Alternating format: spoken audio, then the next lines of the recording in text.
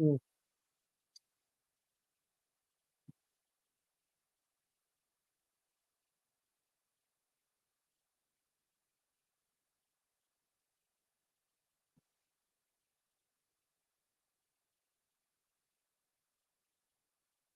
nice. Okay. So now here I have to go.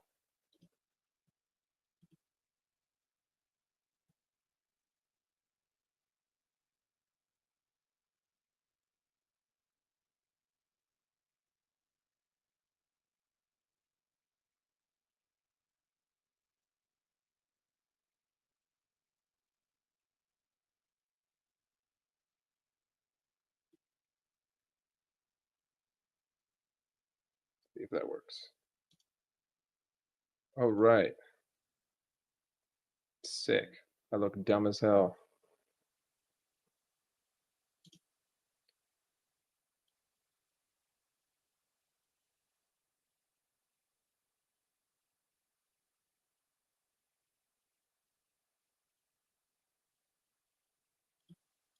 Oh, I can see the little thingy there.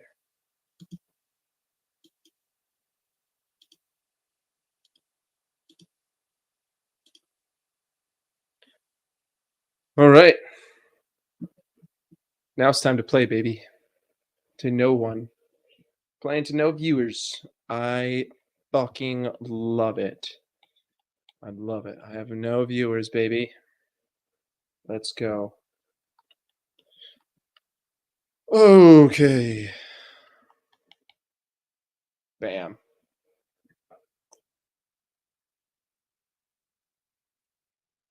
Big fat zero. Hell yeah, brother. Jesse Pinkman. Okay. All right, big guy. You think you're tough, huh?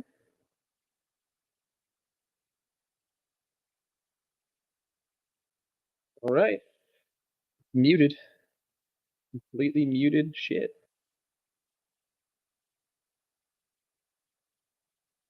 Weird playing it without any fucking sound, but.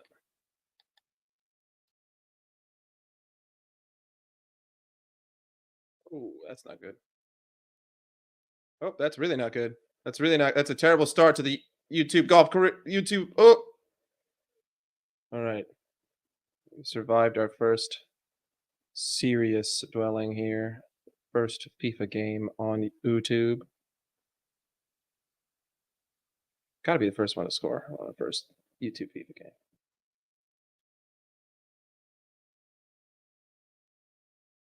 Ooh, I like that turn. I like that turn very much. Oh, and I got my first goal. All right, so let's go. I didn't concede.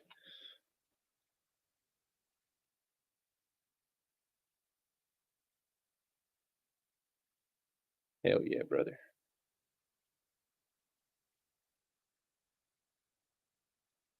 Oh, take that ball. Pass it down the line. Oh, he's cut in. He's cut in, so now I'm going to be aggressive. Cut it back. Darwin. Oh, you suck. You suck. It's hot as hell in this room now. I'm going to start schwitzing like a donkey. Any second now. Oh, I'll take that ball. I'll take that ball. I won't.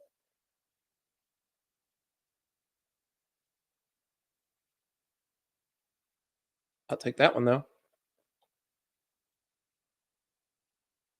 And just like that, we're on the counter again. Oh, God, this guy's too easy to play against. Easy goal. 2-0. 2-0 to the good guy.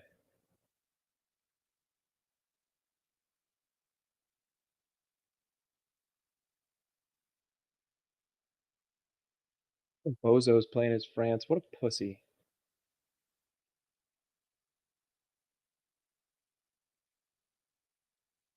You get for playing as France? You get nothing. Oh, oh. That's what I get for talking shit. Carry. Ready? Ready? Commit. Commit. Oh! Bullshit.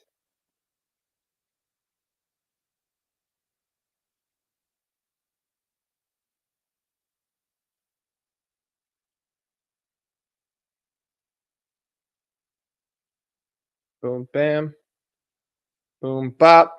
Andy Robertson making you look like a fool to Luis Diaz. Oh,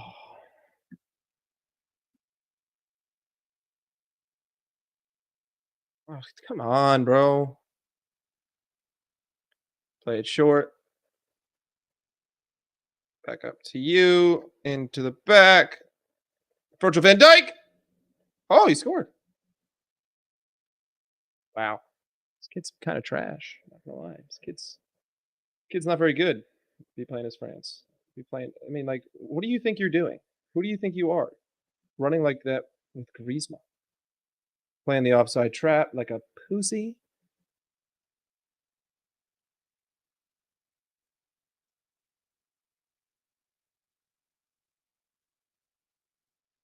Oh, take that from you. Thank you very much. Take that from you. Thank you very much.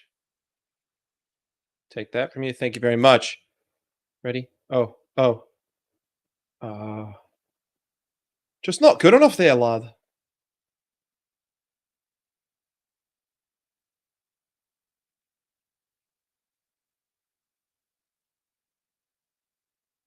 Way to telegraph your move. Idiot.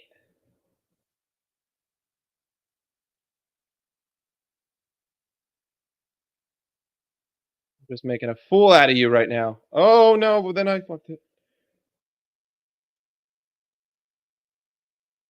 Thank you very much. Taken away. What? Intercepted. Just diabolical what he's doing to France here. Oh. Oh. Oh, Darwin, you suck.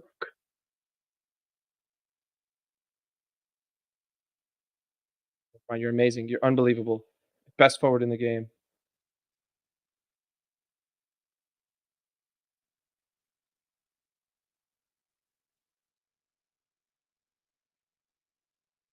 Let the people know. Like and subscribe. Goal. Oh, not a goal. Not a goal.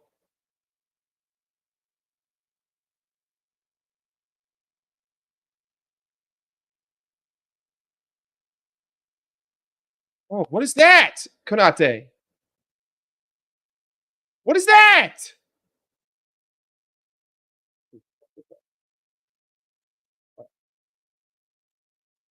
No, he's not.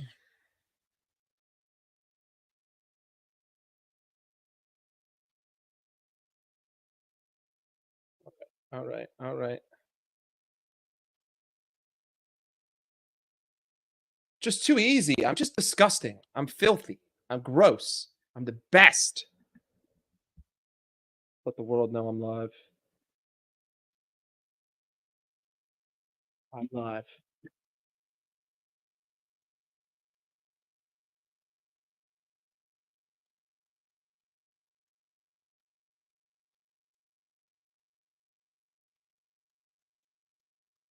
Nope. Nope. Nope. You ain't getting nothing. All right. Need to make this kid quit so we can play somebody who's actually half decent at this game.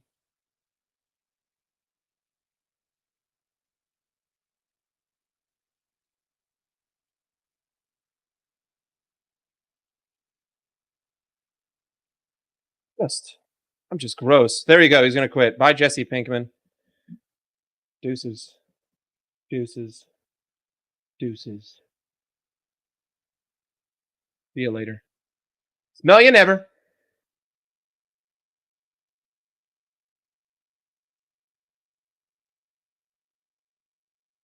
Too easy. It's just too easy. Oh, he's not gonna quit. What did he do? Replace his goalkeeper? Who's France's backup? Oh, kind of dirty, but he can't finish. Just like his father. Ooh, I'm sorry.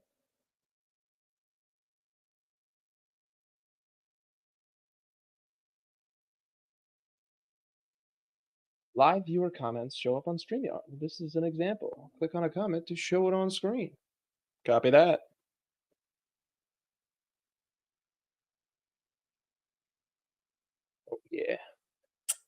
Magnifique.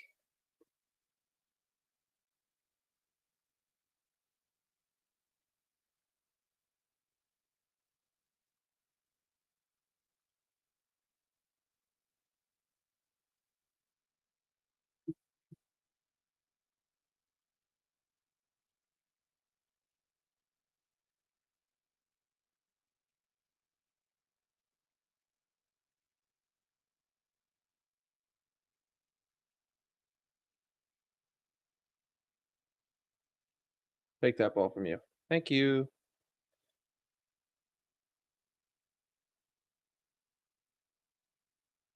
No, that's bad. I need to turn the AC on. It's fucking hot.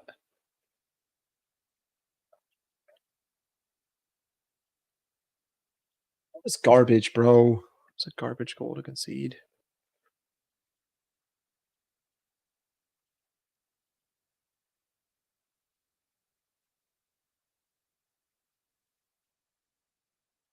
Hmm.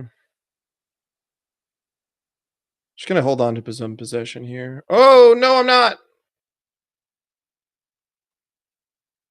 No, I'm definitely not.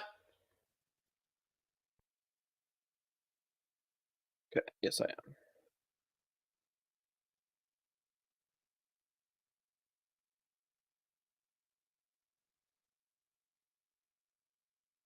That's a foul, sir. I'm gonna take this guy head on. Oh, I tried to do too much.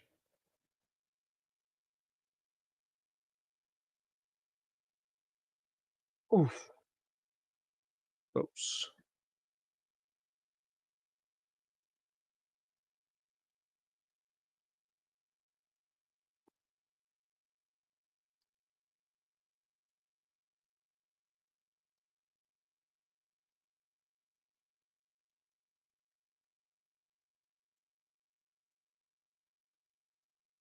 Garbage.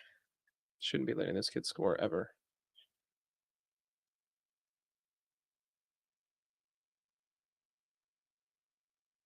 Gravenberch, you're a dog.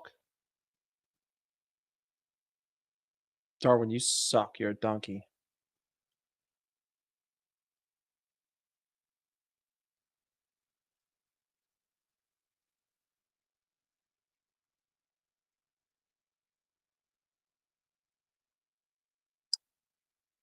Can't be doing that.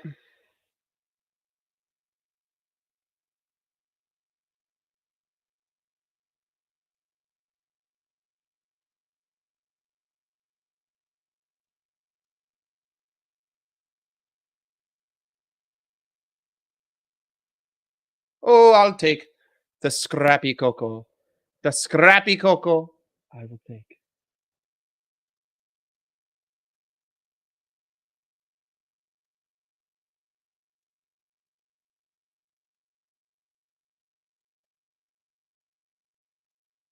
What a toe save. Saved it with his toe. Ah, it was into.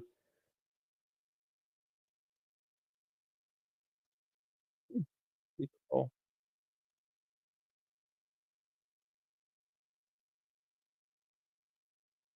mm-mm.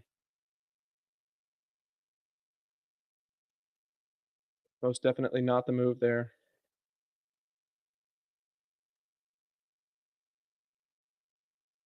Couldn't figure out which one to defend.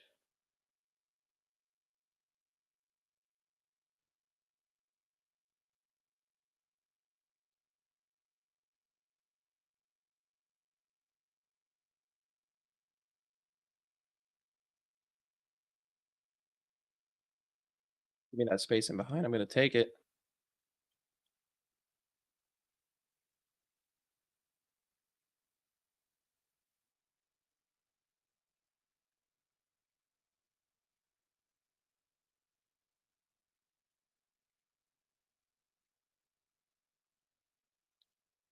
Just going to keep punishing you. Oh, it's got to be welcome to the goal.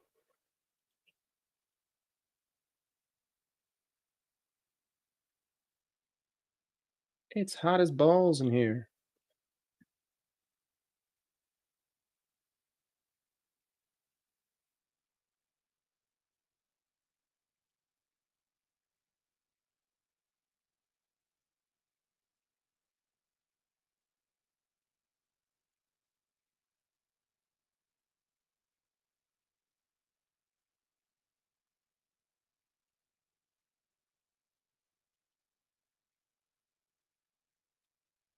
I'll take it slow.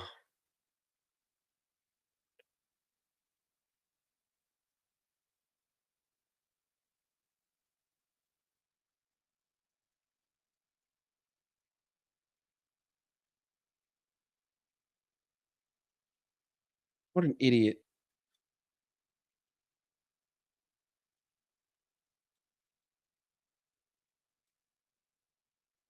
He doesn't give up. I'll give it to him.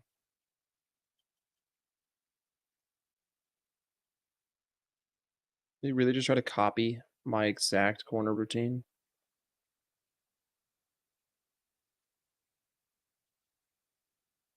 Oh, I can feel the hiccups coming. Uh-oh. Not good.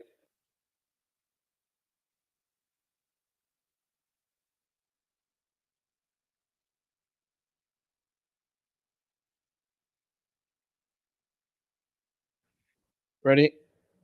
Goal. Oh, what a goal. What an absolutely disgusting fucking goal.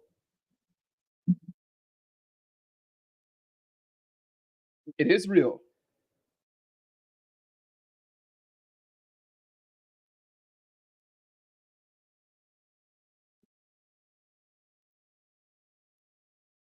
You see that? You see that goal? Pretty gross. It's pretty gross. Yeah, I mean, the goal was to talk about Liverpool while playing as Liverpool, but I don't have any viewers, so I don't have anyone to talk to. That's okay. I'm just shitting on France for the time being. D1, by the way. So these people they're supposed to be good, but they're not actually good.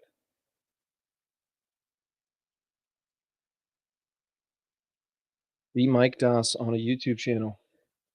Yeah, it is me with a YouTube channel streaming to one person.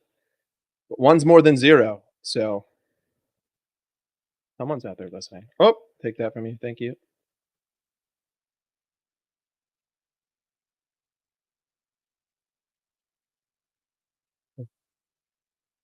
If I was Liverpool's manager, we would be 38-0 every season.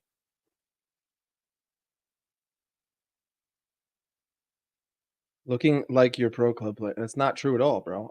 I'm up 7-4 against the best team in the game. Oh, that's a foul. That's a foul. That's a win. Yeah, bro. Listen. I'm just kind of testing it out. I'm fucking around. I was playing yesterday and I figured why not go live, and then it was like you got to wait 24 hours. So, I just waited 24 hours and then I just clicked it. And it's like, your first stream is going to be to know people, which is fine. So, it's to know people. But I'm chilling, I'm having fun, I'm having a good time.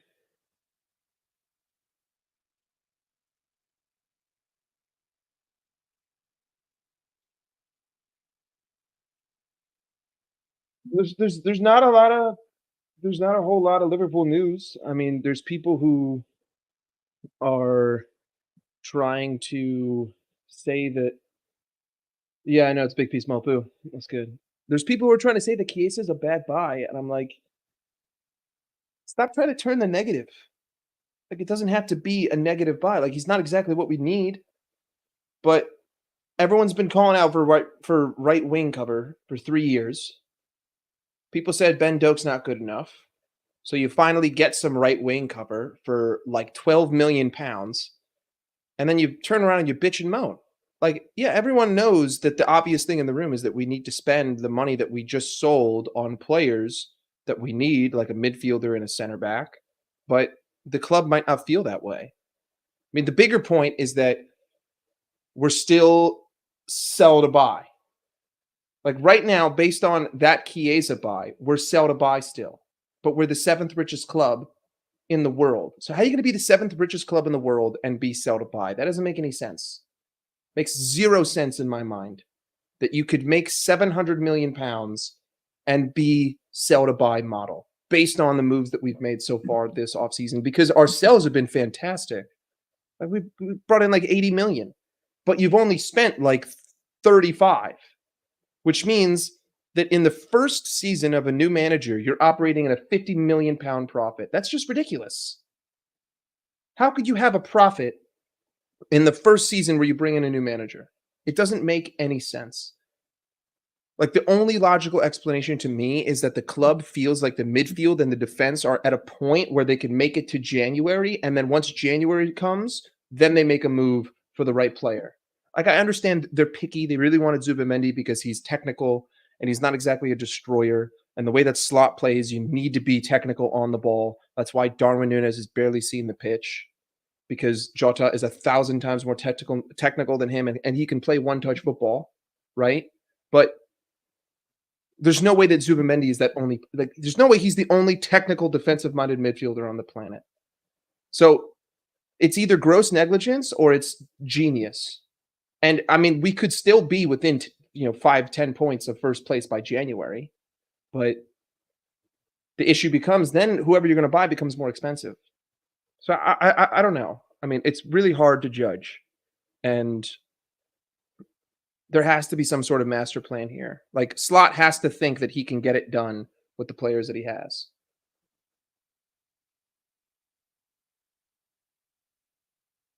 Ambitious is one way to put it. I would say that they refuse to. They don't put their own money into the club. They only spend what the club generates, and other owners will dip into their own pockets and spend money from their own, conglomerates to fund the club and essentially be in debt for that season for the hopes that they'll make the money back by winning a trophy. FSG don't do that. But you can still be like I just tried to say, you're 50 million in the profit. That's 50 million that you could spend. You could still buy two players with 50 million. Like if you want to be like that, fine. Be this, Brighton style of organization that wins Premier Leagues and Champions Leagues. We've already proven that we can do it. The problem is that you're not spending the money. I would rather us be a club like Arsenal who just spend the money because we have the money and we can. But I don't know if we're going to do that. Ambitious is like a weird word. I would just say they're very they're business driven, right? Like they don't want trophies; they want it to be a profitable business. And if we win, that's a bonus. Which I don't really agree with. I think there's potential that they can make another signing before the window closes. I don't see why they wouldn't. If Chiesa's over the line, if Mamardashvili is over the line, you got 48 hours to either get a midfielder or a center back. If the club sells Joe Gomez and we don't buy anyone, then I would say that this is the worst run club in Europe. I don't think that we're going to sell Joe. I don't think he's going anywhere. I don't know what midfielder they would get. That's the problem. I mean, I heard someone talking about Bruno G earlier today, and I'm like, that doesn't make any sense, dude. We're not dropping 85 million on Bruno, and we're not buying Anthony Gordon because we just bought Chiesa for 12 million. And to be honest with you, for the situation that we're in right now, if you're not selling Diaz, I don't want Gordon. And we might not have been able to sell Diaz because no one's willing to pay that price for him. But also, he hasn't looked bad in the first two games. If he looks the way that he has in the first two games, but he finishes, I'm happy. Darwin's not going to. He's not. That's just bullshit. Arsenal aren't stupid enough to do that. There's no way. They're not dumb enough to spend that much money. The main thing with me is that I think that Arne Slot has looked at the squad and said that he feels like he can get the job done in the midfield. Now, does that mean that we're going to win a competition or two? Probably. I don't think any manager in their right mind would think that we have the depth to compete on all of these competitions. But also, like, if you're going to loan out Bashetic, we're really losing depth because then you only have Endo, Jones, Elliott as your back three, as your rotational three. Um, I mean, we sold. I think we're selling Morton. I think we sold Bobby Clark. I don't know. No, no, no. Nunez does not fit stylistically with Arsenal whatsoever. Not a chance. Under no circumstance. Nunez doesn't even fit with Arnie Slot. Nunez is chaos ball. Nunez is punt it long and hope that he gets to it. But through the first two games, Slot has played slow build up, controlling football, accurate football. 92% pass accuracy, total domination over 90 minutes. The only time that we conceded chances was to set pieces. We defend in transition as a group. We have 6 men coming back behind the ball before you can make a pass, right? Like it's beautiful football so far, but I don't see how Darwin fits into that because if you saw our spells of offensive dominance, it was one-touch football. Darwin's not a one-touch footballer. He also loves to drift to the wing. You can't do that. Not if you're going to play one-touch ball. You need to operate in the center and find the space. But I don't know. I don't know what Arnie's cooking. I love Arnie. I think he's fantastic. I think he's amazing. But the thing is, he doesn't even really cook for Uruguay. He misses as many chances. It's just that system is completely set up for him. But he misses just as many. I mean, if you watch him in Copa America, he missed as many opportunities for Uruguay in the Copa America than he did for Liverpool in any game that he played this season. I love Arnie. He's amazing. He's tactical. He's emotionless, right? He's very analytical. And just like the football that I've seen in the first two games is beyond impressive, considering that he's filling in Jurgen Klopp's shoes. And he's done 2 dominant performances in 2 games where last season I would have been concerned for both of them. Both of those games would have worried me. Ipswich away would have worried me, just like Luton Town away worried me last season. And Brentford at home would have worried me. But we were clinical. We were dominant. We had the first half of the first game, whatever. It's the first half under the new manager. We were sloppy. But the second half, we were just fucking dominant. And then the first half against Brentford, dominant. Barely conceded anything. I've got no complaints about him. I just think that it's a shame that the club aren't really backing him and that they're going to go into this season with essentially a transfer profit. I have to turn my AC on. It's too hot.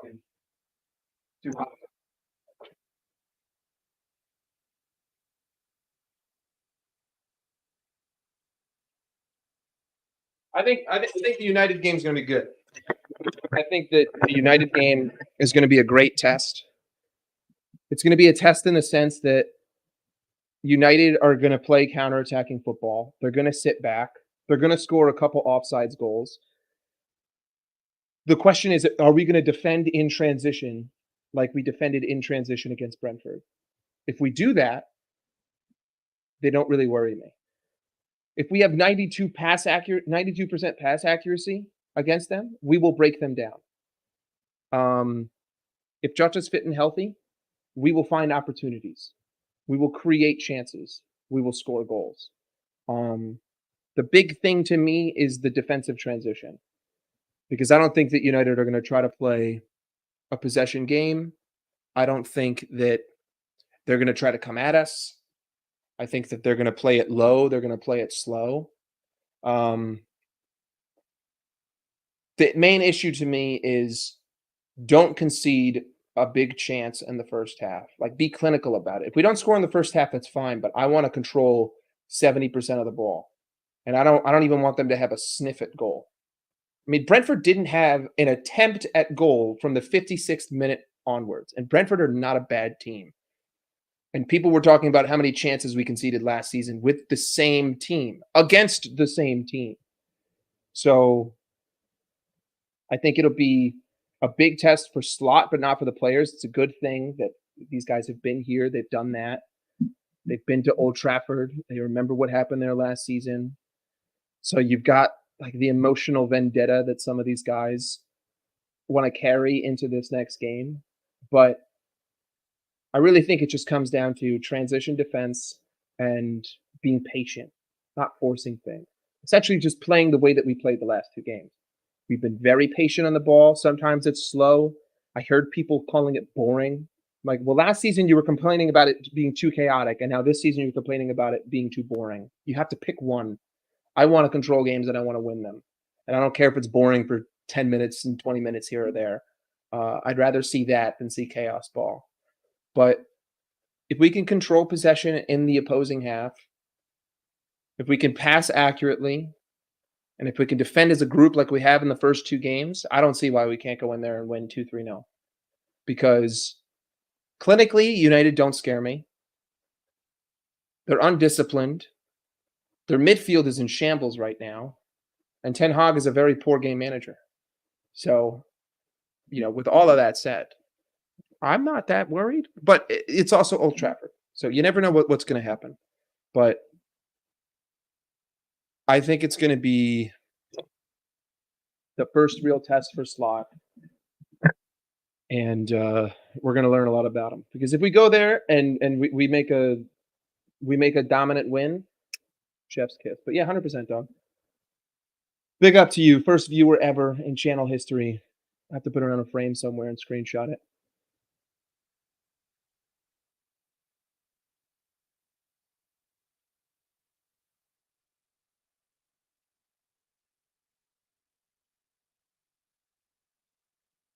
Oh, I'm playing your boys. I'm playing your boys, Will.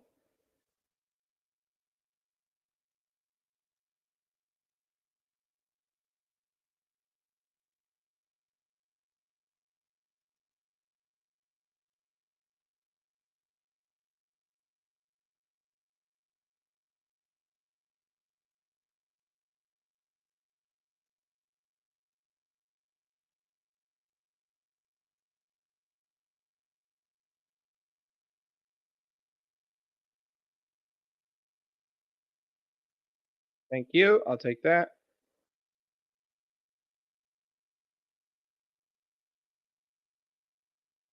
Oh,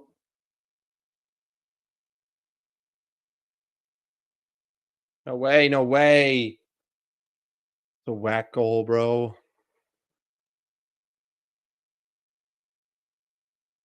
All right, 2 for half a second. There we go. Someone popped in for half a second.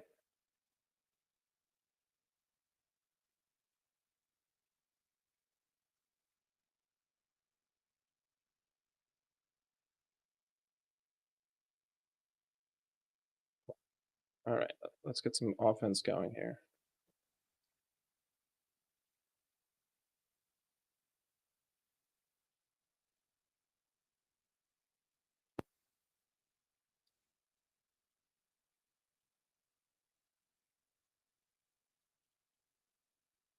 Mm, it's not going to get it done.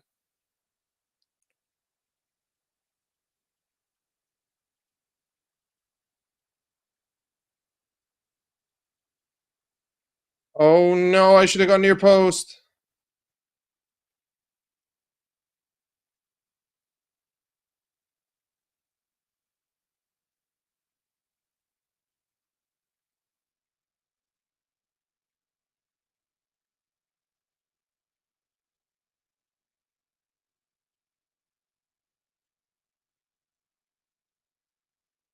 This button.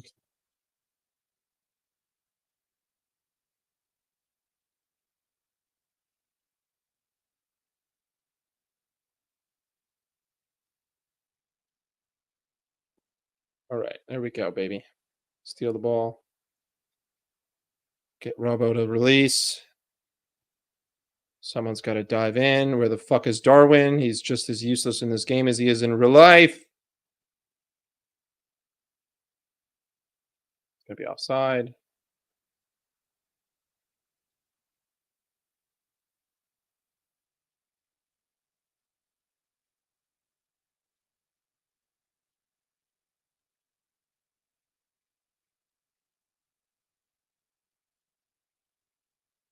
That's got to be a goal.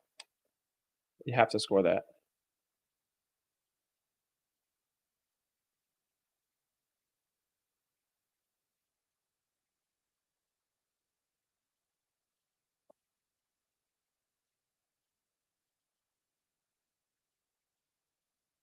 That's ridiculously stupid. That's such a shit goal to concede,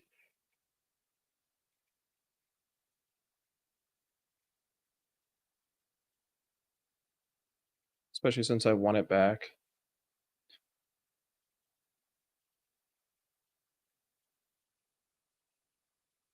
There we go. Mm-mm.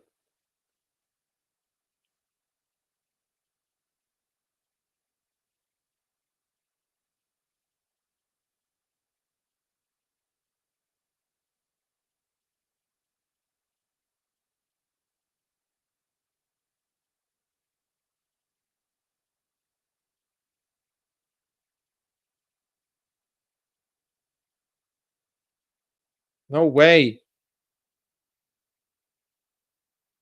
That's okay. Now I gotta come back from 3-0. Okay.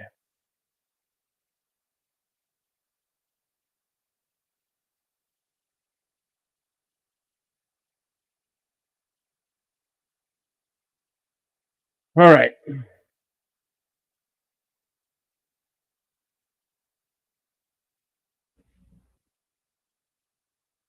Nope.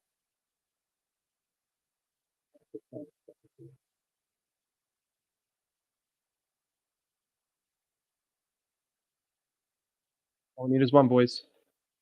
All we need is one. Mm-mm. No way. I'm getting torched. Getting torched in 4K right now.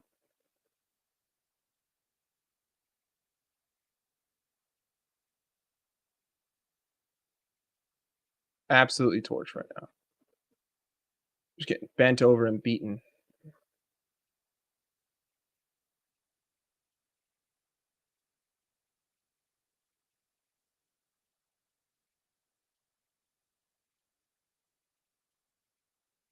When I could have just tied it at one.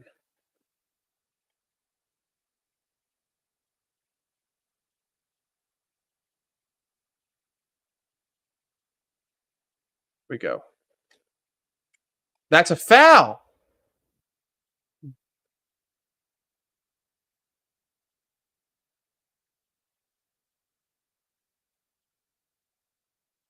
That's got to be a foul. There we go.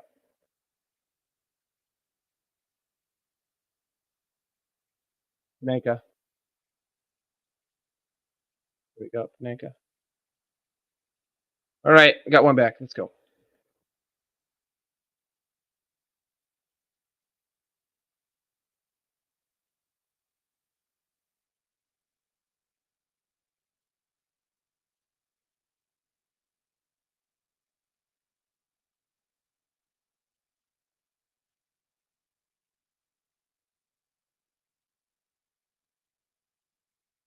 Uh, all right.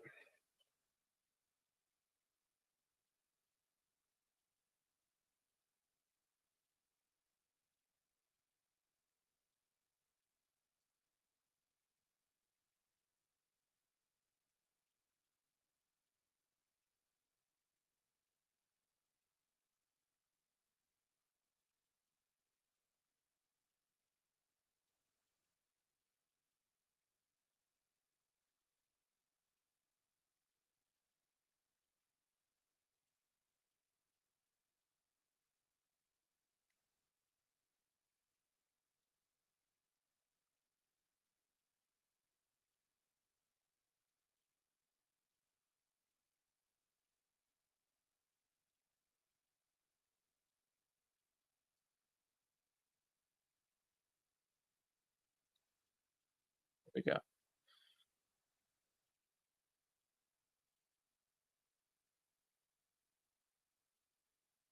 There we go. Oh my god, bro. It was so well worked too.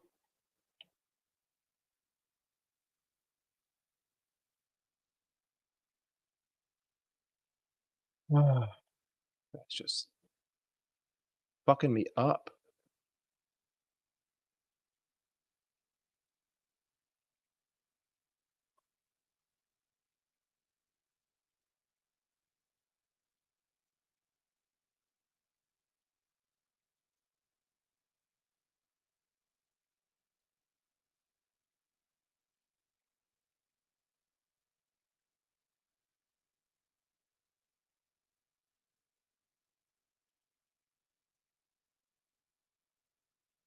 Oh!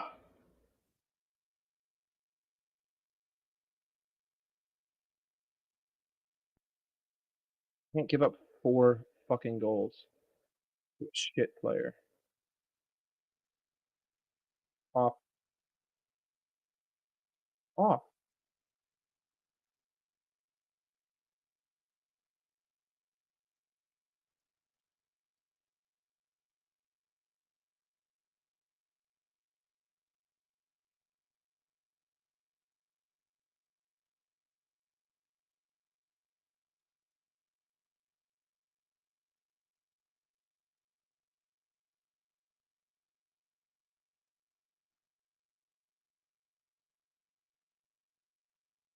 Dude, that's so stupid at this game, bro.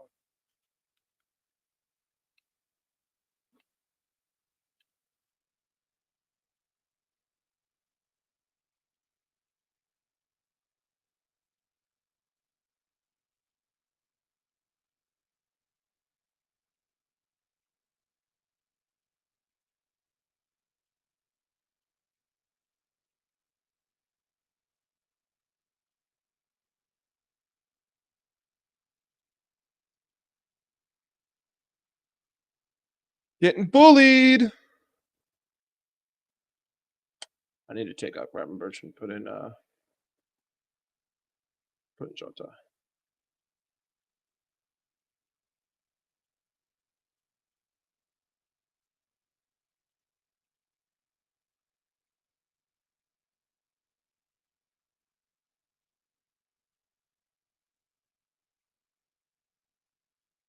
The like that's why Darwin can't be on this team anymore.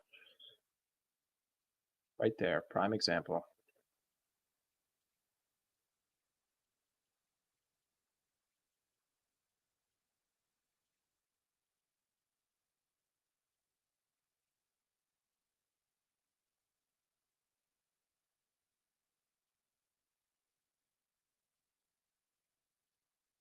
There we go. All right. All right. So we got one back. Now we can take out Gravenberch. Put in Jota up there. And we'll just have to live with it.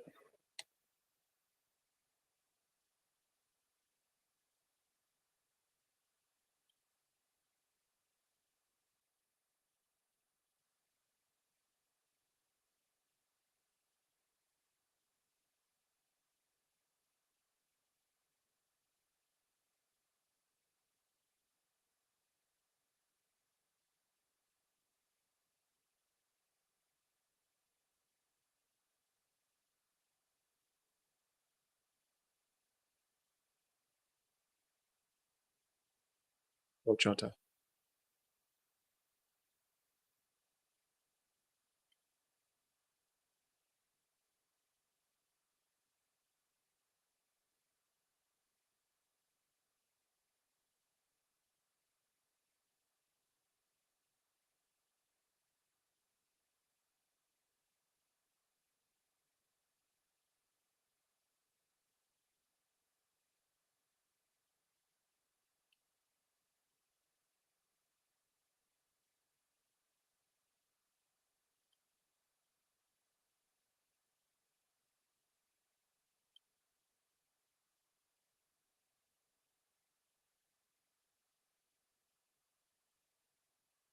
Oh my god.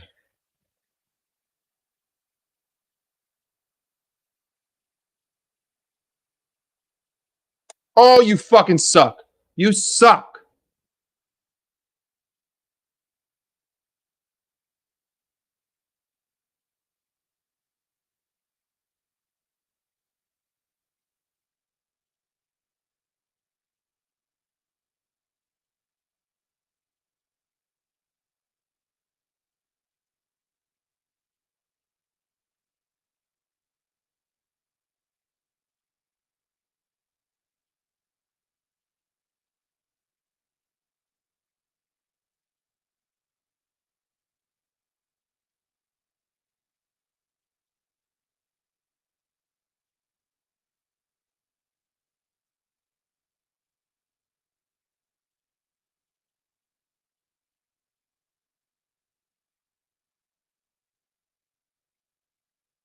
Got embarrassed there.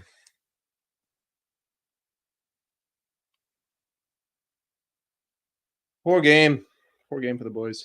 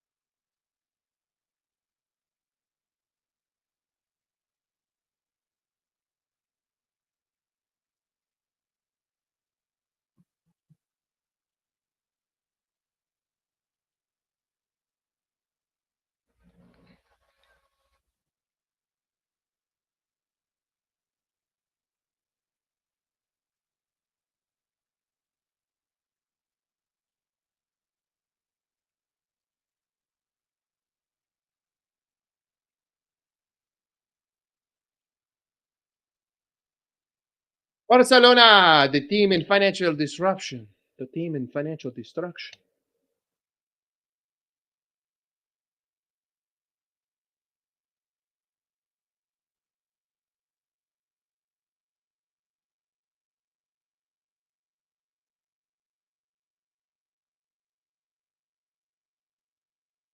I destroy you.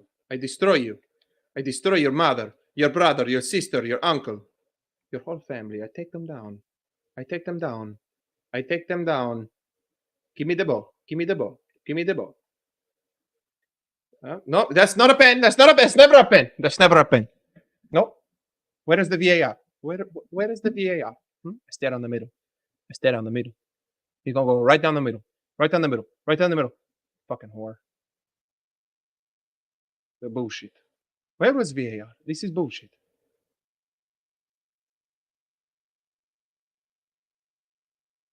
Hmm.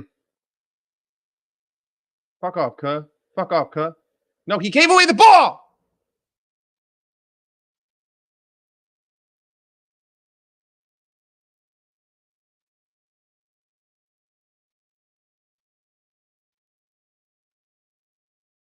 I take it the goal. I take it the goal. Goal. Calling it. Goal. Fucking bitch. All right. Calling it again. Goal. I told you. I told you. I told you. Although Darwood would never in a million years score a bicycle kick. That's some bullshit EA logic. He's a nice goal, though. He's a nice goal.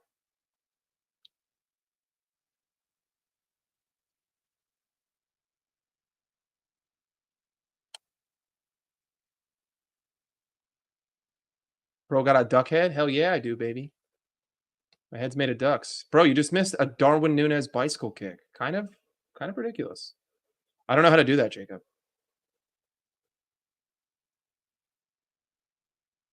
Oh, this is bullshit. Ready? Oh, okay. I only did that because you were here. I would have scored that. I tried to be fancy. I'm playing the abducators of the Spanish Inquisition right now. A bunch of bankrupt assholes trying to tell me that I need to mod them. Oh, fuck off. Yeah, but I don't know how to do that. I don't know how to mod you. But you're modded in my heart. Okay. Booyah Kasha. Booyah Kasha. Here we go. Here we go. Here we go. Ready? Send you away home free. Oh, yes. Oh, yes. Nope. Nope. Darwin sucks. Just like in real life. No, you're not bankrupt. Barcelona's bankrupt.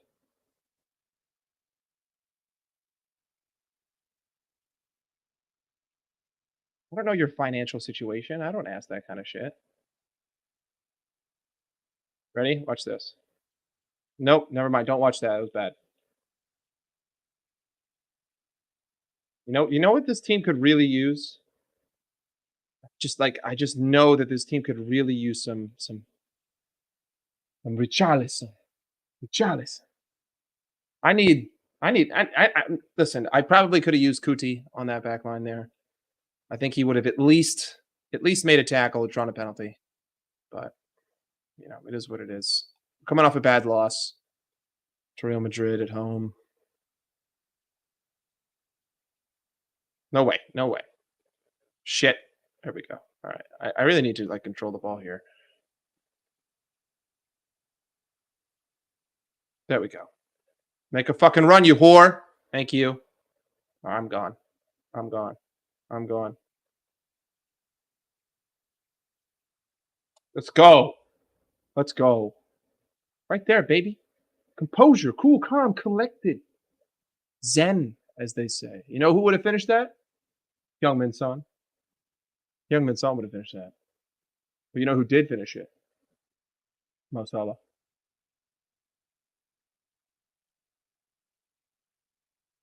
You know who I really could use on this team? I could use little Perchy. Little Perchy, Perchy, poo! Use some Perchy on this team. Yes, sir. I wish I knew what the quick key was to do the Perchy, because then I would have just done the Perchy with Mo. But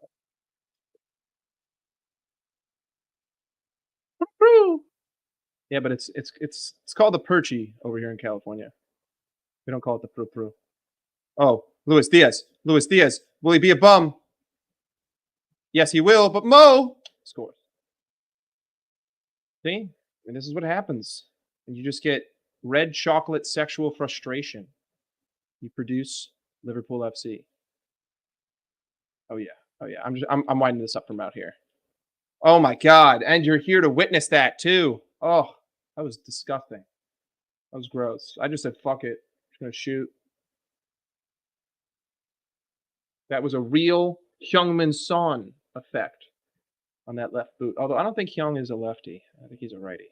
But for the sake of this comparison, we're gonna say that he's ambidextrous. Or is it ambiguous? I don't know. It's definitely ambidextrous. Ambiguous means that was a bad joke. Oh yeah.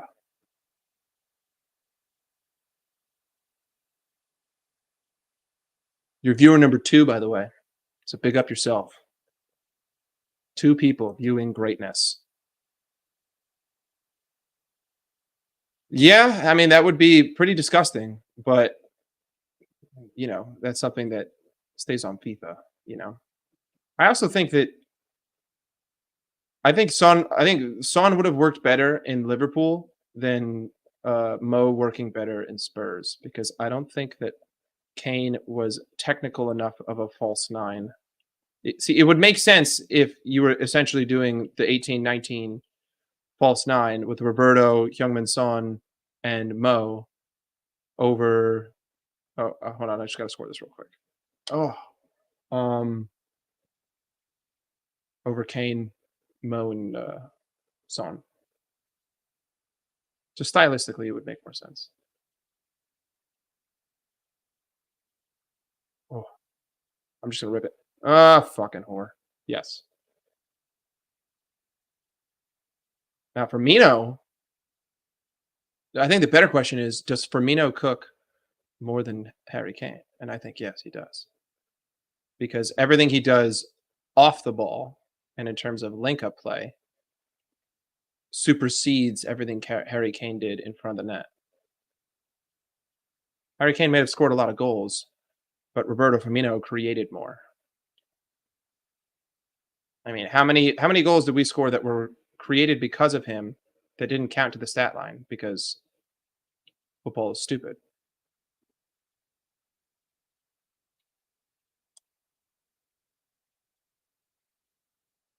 This whole trying to talk about Liverpool and playing this game is a lot harder than I imagined it would be. God, dude, Darwin sucks. Holy shit. I would literally take anyone else in the world over him. But we're not going to sell him, so there's no point. There's no point. There's no point in complaining. It's not going anywhere. After this, I'll figure out how to mod you, and will, assuming I just click on it and say add as moderator.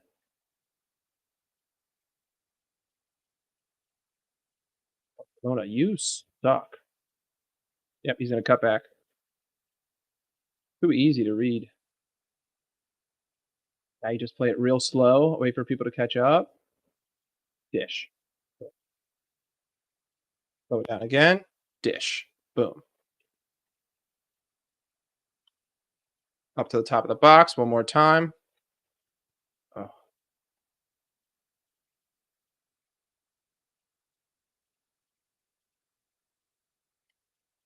God. This is slot ball right here. That's slot ball. There we go.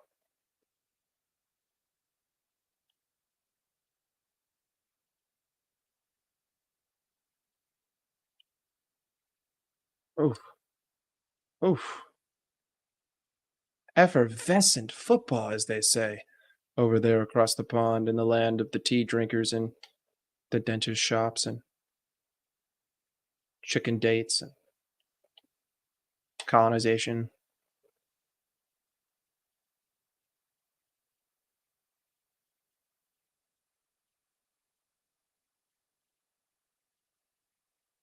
Mm-mm. Let's go. That's not a fucking pen. In what universe? Oh, I'm going. I'm staying on the middle. Always down the middle. Fuck you, bitch.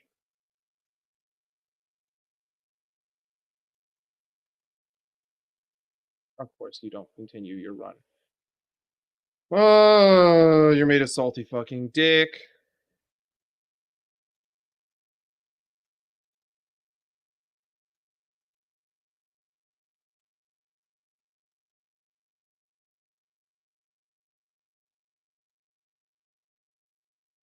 How is that not a foul? Yeah, keep looking at that number that says one. I gotta stop looking at it. It doesn't matter if people are watching. Just gotta talk.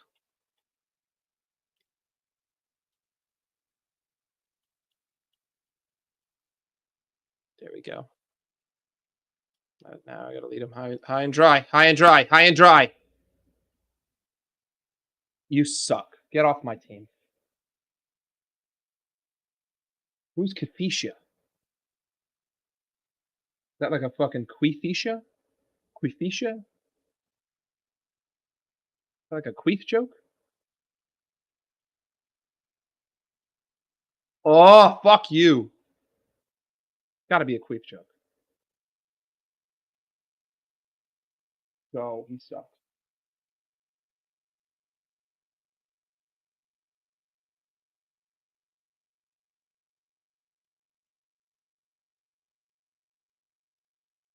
That's how you fucking break down a team with triangles, dog.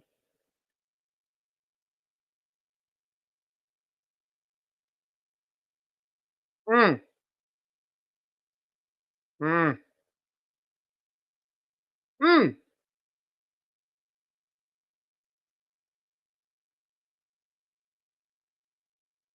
Ooh.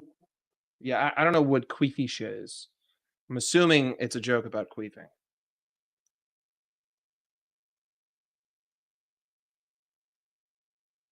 Oh my god, Graben Birch. You wonder why Klopp didn't give you minutes. It's because you try to pull shit like that in an important game.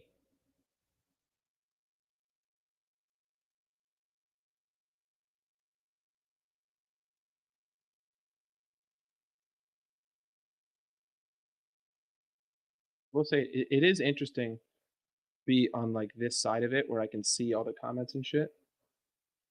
Rhetoric que esta guay? Again, I don't know who the fuck that is. That someone we're linked to? Did I miss news today?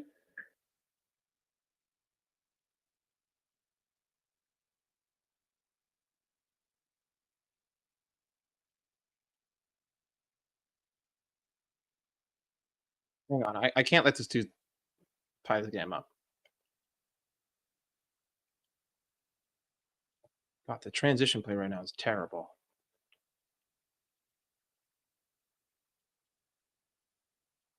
Give me a second.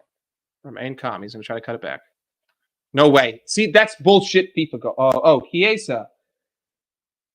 Bro, I love him. I think it's a great signing. I just think that people aren't looking at it that way because We haven't signed a midfielder or center back, but he's 12 million pounds, and people were complaining for 3 seasons about Mo not having a backup. And then the second you get him a backup that's not 16 years old, you just find every reason in the book to complain. I don't have an issue with the Chiesa signing at all. I have an issue with the fact that right now, the way that we're operating this summer, we're still sell to buy, and financially, it doesn't make any sense to me, considering that we made 700 million pounds in revenue. How can you be sell to buy? How is it that we're operating in a 55 million pound profit right now? Oh my God, Luis Diaz! We're set to end this summer as a profit while bringing in a new manager. That doesn't make any sense. 55 more million on the board if you don't want to put your own money into the club. You need to spend that money on the players we need. The only logical explanation I can think of is that the club believes that they have enough to compete until January, which they might if no one gets hurt, but I don't know. I can't guarantee that. And then in January, they go out and they pay a premium for the right player that they want. And they might not know exactly who they want. Oh, no way. No way. Oh, oh, oh, this is fucking disgusting. This is a joke. This is 2 losses in a row. I can't play and talk at the same time, dude. Not in D1. But no, Chiesa's good. Like I don't like I have no issue with it. He's just gonna be, depth player. Um I have the bigger problem is the fact that we're sell to buy. Like why? There's no need. Because you don't want to dip into profits? Like this isn't a profitable business. Don't be owners. Be ambitious. Want to win titles. But they don't. So I mean there's nothing I can sit here and I could be angry about it and I could piss and moan, but just won't lead to anything. Nothing will happen. I just have to try to think what the club is thinking and hope that it works. Because if it does work, they're fucking geniuses. It's a terrible game. If that works, then they're geniuses. If we're in contention until January and then we buy the right players and we win the league, they're fucking genius. But if it doesn't work, they're idiots. But I'm perfectly happy with Chiesa. I just wish that they would buy a midfielder. Like I don't understand why you can't buy a midfielder. How is that an L? Okay, let's go. Boom. How do I? No, how do I fucking make you a mod? Do I have to do it here? Okay. Oh, there we go.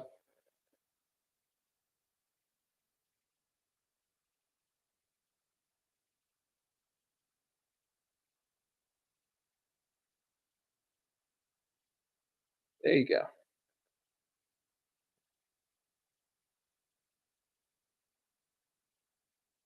Now you got a blue name. How is that an L? How is that an L? That's not an L. It's not an L transfer at all. It's a perfectly fine transfer. You're not addressing what we believe you need. Like we don't know what the club believes. That's the issue. Oh yeah, 2 losses. But, on the overall thing of, I'm not that bad. I've got 7 Division 1 titles. That's not that bad. It is good business, bro. They've been doing great business the whole time. I mean, we've sold like 80 million worth of players who were in our youth squad. That's a lot for young talent.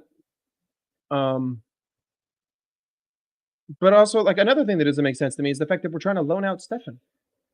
Well, how the fuck are you going to loan out one of your depth players for a defensive-minded midfielder? I mean, you're only going to have Gravenberch and Endo as your defensive-minded midfielders for a double pivot. But also at the same time, like I don't see room for a proper traditional 6 in slot system. Everyone on the pitch needs to have technical excellence with the ball at their feet.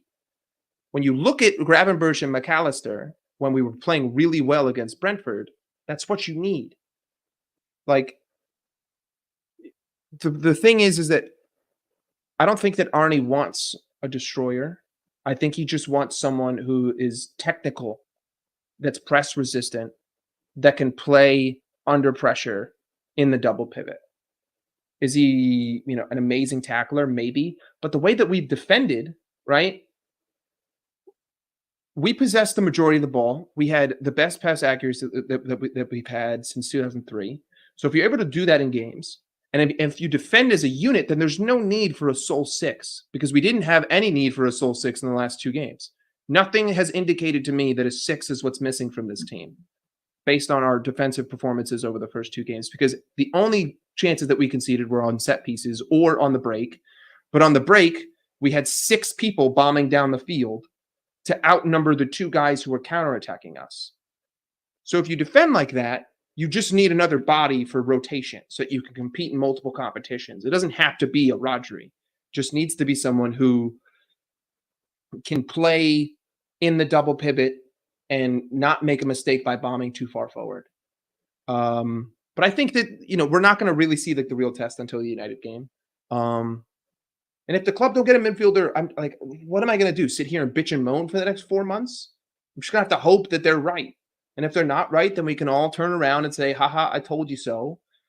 But I don't know. I just like it's just like a whole lot of three-ring circus in your head for no reason, at least in my mind. Gertruda would be good. I saw someone trying to talk about Bruno Guimaraes. I'm like, why the fuck would we drop 85 million pounds with 48 hours left in the window? I wish that they would get a midfielder. I wish that they would get a center back, but it doesn't look like they are. If they sell Joe Gomez and they don't get a center back, then it's gross negligence and utter stupidity. If they don't get a center back or a midfielder, I think it's just a matter of hoping that your guys don't get hurt.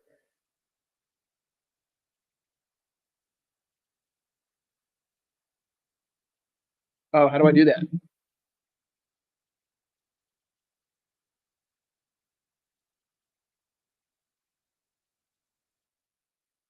How do I make redirects open?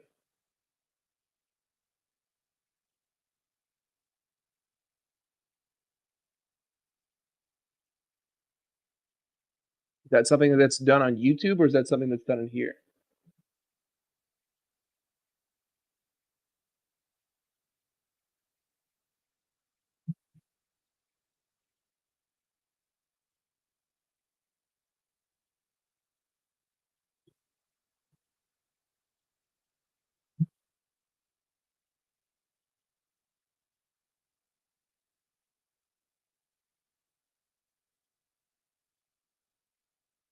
Stream settings, maybe?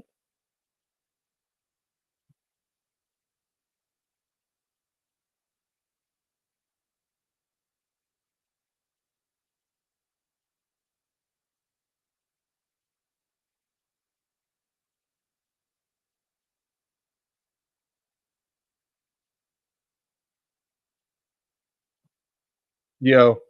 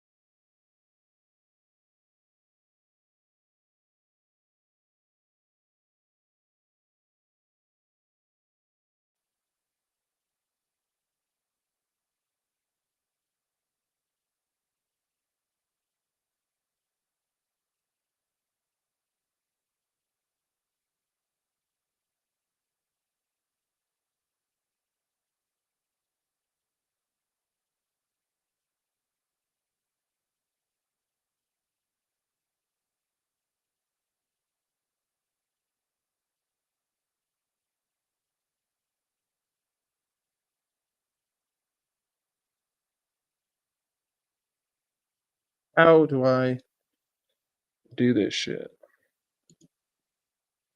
No, I can't get back.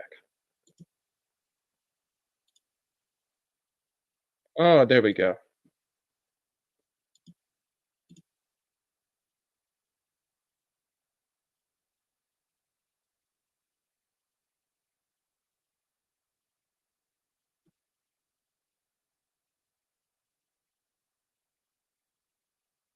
Aha!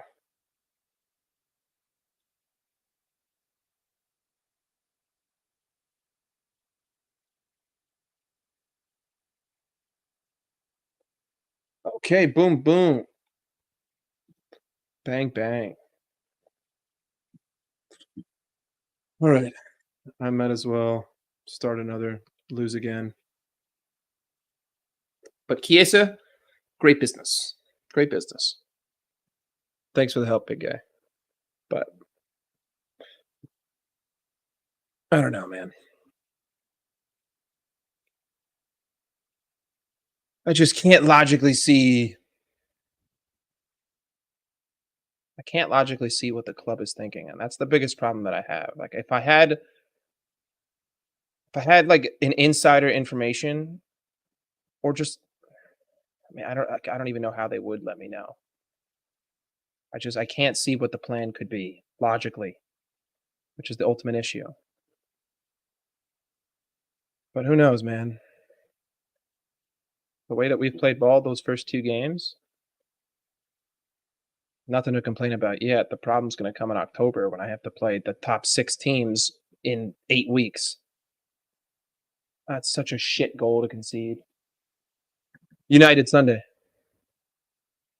which I think, realistically speaking, is it like that game doesn't necessarily worry me. I think that the biggest threat is gonna be on the counter, but we defend as a cohesive unit right now. So, if we defend as, if we defend like we did against Brentford and Ipswich, we'll be fine because we were, 6 men behind the ball before they really had a real chance to complete the counter. I don't see United trying to play possession ball against us. If we're just as accurate as we were this past week, I mean, dude, we had our highest percentage of pass accuracy since 2003. Like, what more control in a game could you possibly ask for from someone? With essentially the same squad. So the only difference really being that Gravenberch is in there.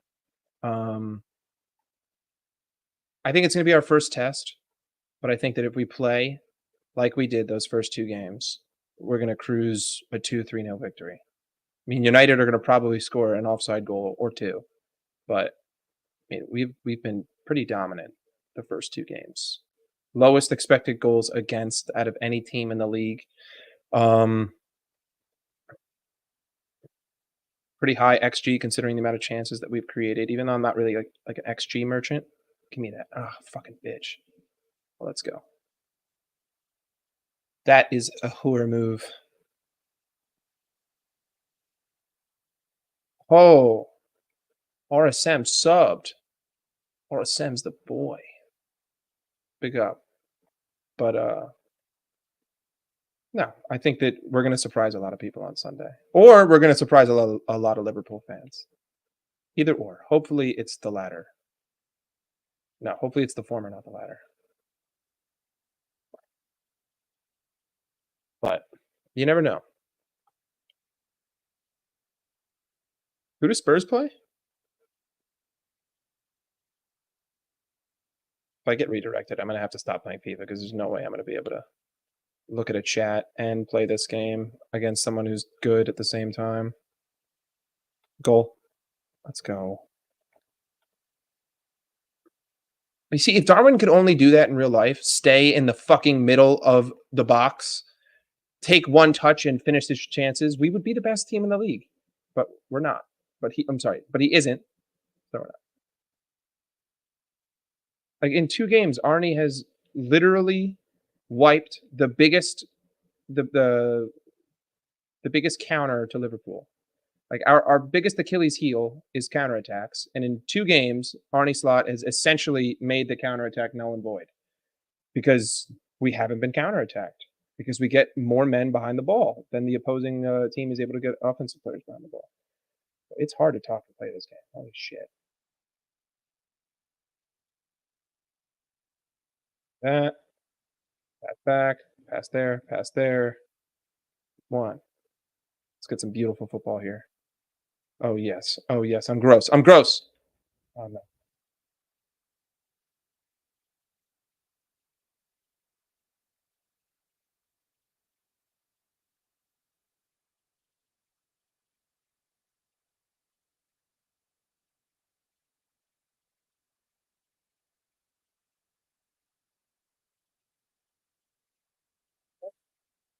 Horse shit. Not horse shit. Horse shit. No.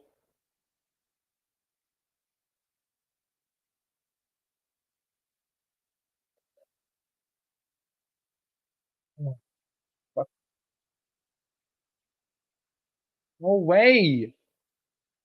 Kai Havertz doesn't score. Oh, it was Declan Rice. Okay, never mind. Declan Rice would score that. Actually, he wouldn't. He missed his in the fucking Euro.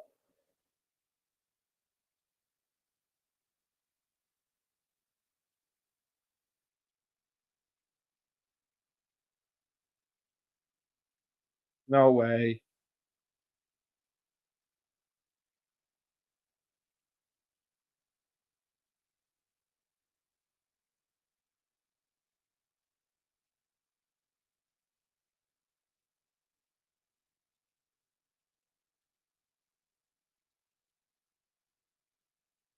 I took an extra touch for no reason.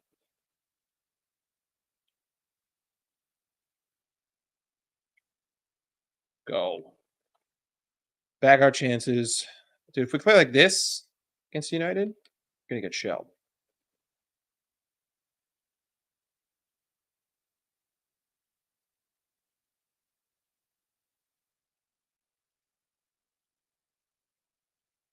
Where is Chelsea?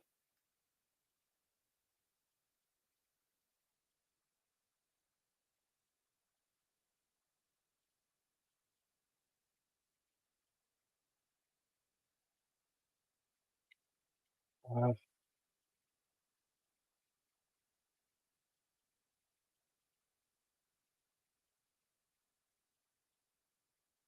bang bang. Bang bang. Kai Havertz is shit. Kai Havertz is shit. Kai Havertz is shit. Kai Havertz is shit. Kai Havertz is not shit. Kai Havertz is good. Kai Havertz missed. Oh man, that would have been bad if Kai Havertz just fucking dunked on me. But he didn't because Jacob's here. And as long as Jacob's here, I'm protected against the Kai Havertz curse. Gotta pack that one in there.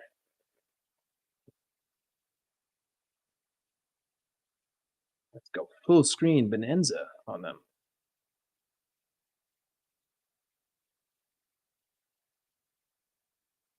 I have the rubber duck up in the corner, baby.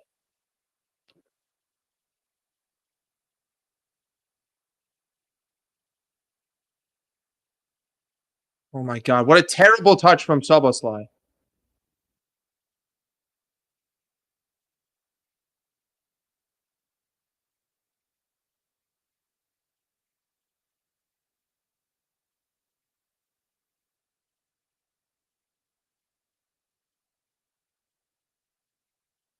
Hey, bro.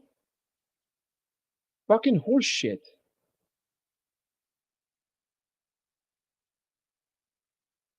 Bang. Ready? Bang. Fuck.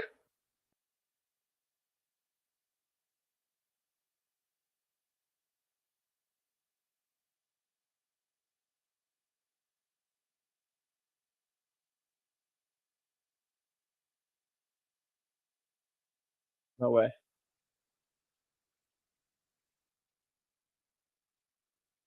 No.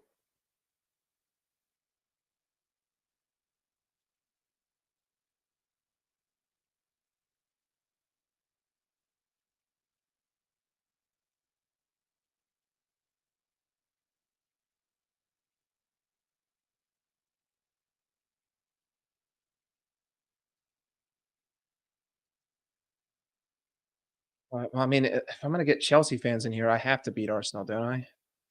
Can't not beat Arsenal.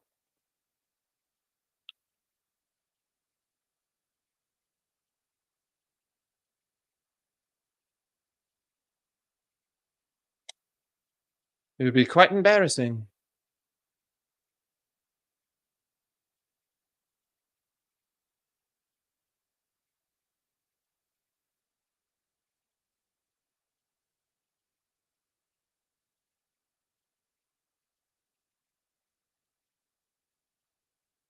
How was the first one not a foul?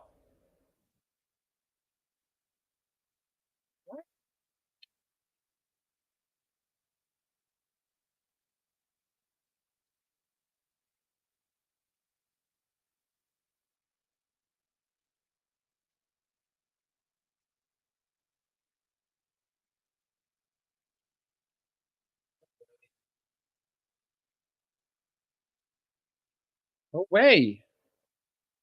25 minutes to score. Can I do it? Can I do it? Can I do it? Can I do it? Oh, McAllister. McAllister. McAllister. What a terrible fucking finish. All right. Calling it. Goal. Goal. Goal. Goal.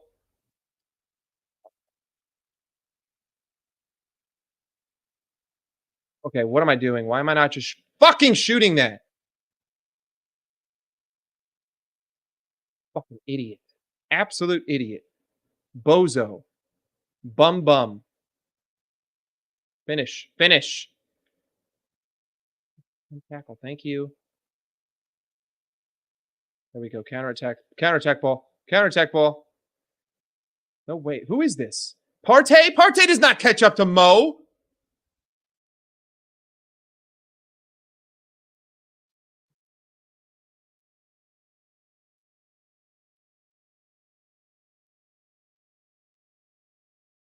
Finish the chance, you bum.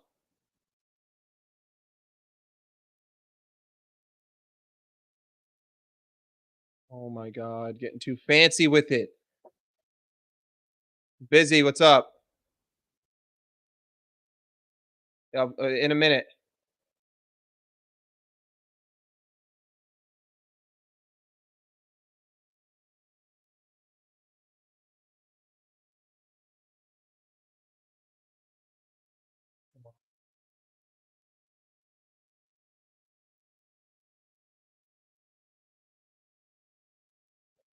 No way. No way. Thank you. No way. I gotta stop looking away from the screen. Okay. Got enough chance. No. No. Thank you.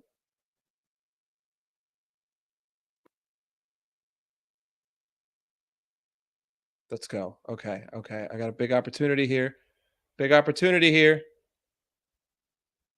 Darwin is the worst player in the history of this game. Darwin is the worst striker in Europe. Darwin is the worst human being alive. He's an asshole. He deleted everything about Liverpool off of his Instagram. He sucks. He can't finish. He should be sold immediately. What a dick. What a fucking dick. Just like last season. What a fucking dick. Fucking dick.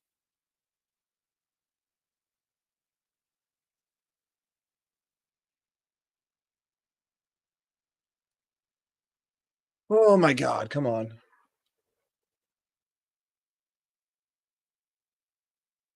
Swear to God. I swear to God. I swear to God. Off? Off? Off? Wow, I got bailed. Oh, no, no, no. I just paused and then I. Oh.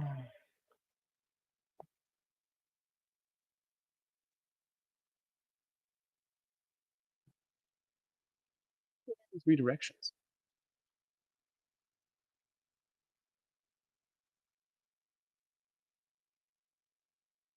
All right, all right, all right. We're Gucci. We Gucci. We're good. We're good. We can get a counter here. Slow it down. Slow it down a little bit. We're outnumbering them. We're outnumbering them. Okay. No, terrible. Terrible. Okay. Okay. Okay. Okay. Okay. Oh my God, this fucking guys, these guys suck.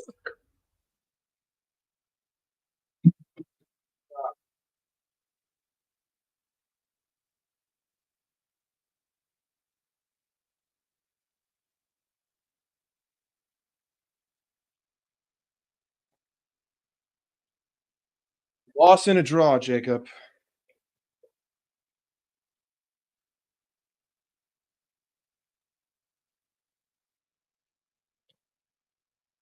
My God.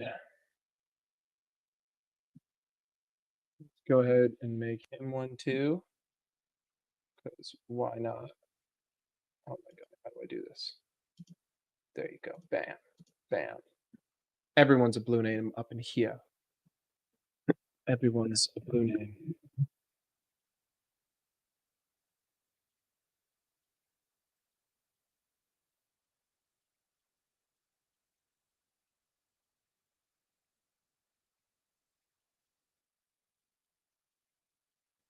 What's everyone doing? How's everyone feeling?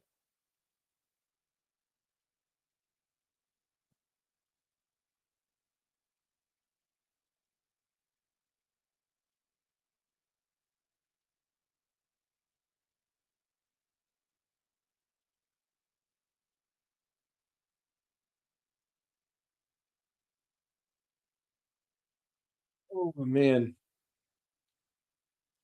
it's just disappointing. I can't even win the league now. It's so dumb, dude.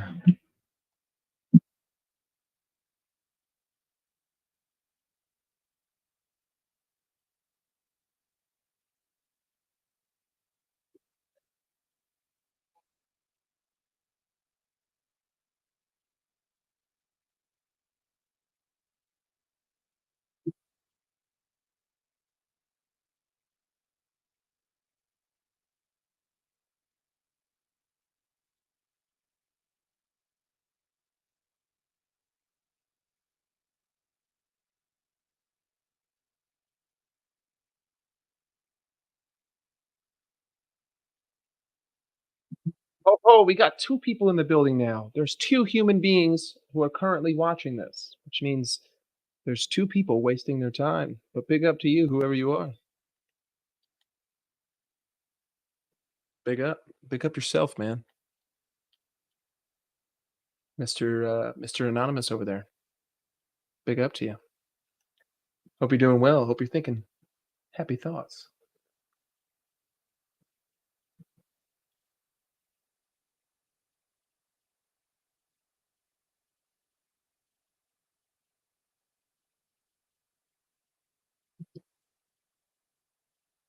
Oh, fucking Madrid, bro.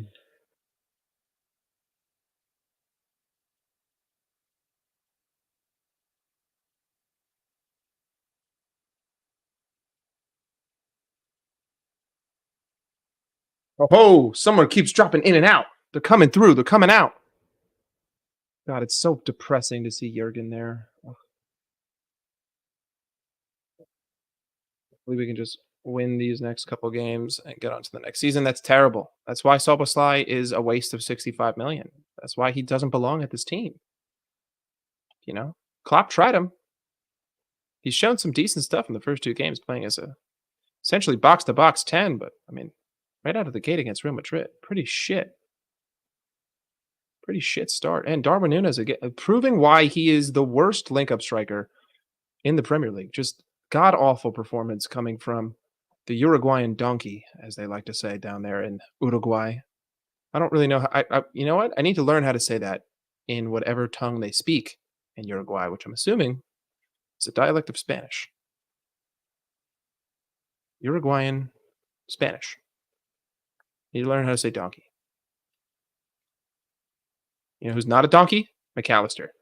Is Darwin still a donkey? See, he's just the worst player. He's so terrible in video games and in real life. He's just an awful, awful, awful striker. He sucks.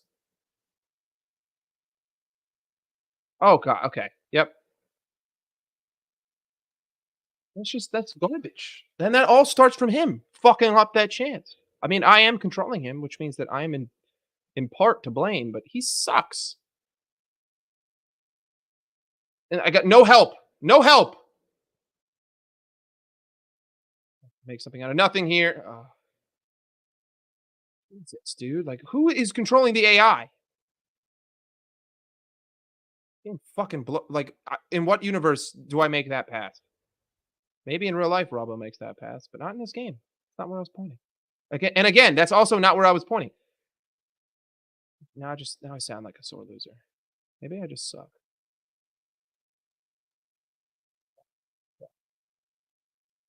Okay, okay, here we go.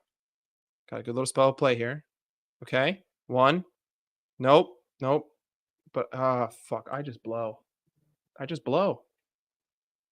I suck at playing while streaming. Man, I hadn't lost the game in like a month before I streamed today, and now I've lost because of the pressure of playing in front of 3 people. I mean, that's the big thing. I'm playing in front of 3 people, so I'm not playing good. And literally, I hadn't lost since fucking March. Now I'm just sucking it up, playing like poo poo. Okay, here we go. McAllister to Darwin the donkey. Will the donkey score? Of course he doesn't. He hits the first man every time because he's worth 65 million apparently to Arsenal. I would love to sell him. Please leave. But he's not going to leave. Not going to sell him. Who would want to buy him? Who in their right mind would pay anything to have Darwin Núñez in their squad? He provides literally nothing. And if you're going to play this technical possession-based style that Arne Slot's going to play, please educate me on how someone who's donned as the king of chaos ball is supposed to help. Because I can't fathom how. And I'd like to think of myself as someone who's not stupid. Oh, just garbage. Garbage ball here. All around the board. Terrible football being played from Liverpool. Being controlled by me. So terrible football being played by me. I got to bounce back. You know, I got to show that I'm willing to fight. I mean, at least I'm not that bad because that was the worst shot I've ever seen. But boy, oh boy, this Liverpool team looks terrible. I mean, I'm even playing with essentially almost the same starting lineup as Arne Slot does, except that I'm not playing Jota because he's not that quick. But maybe I should put him in. Maybe Darwin has earned himself a little. You know what? I'm going to do that. He doesn't deserve to be on the pitch. He doesn't even deserve to be at Liverpool. How you going to delete every picture of your association with the club and then expect the fans to still love you? And somehow they do. But here comes Mo, proving why he is not the best. Oh my God, if he finished that. That would have been fucking nice. Yeah, he's out of here. Get out of here, donkey.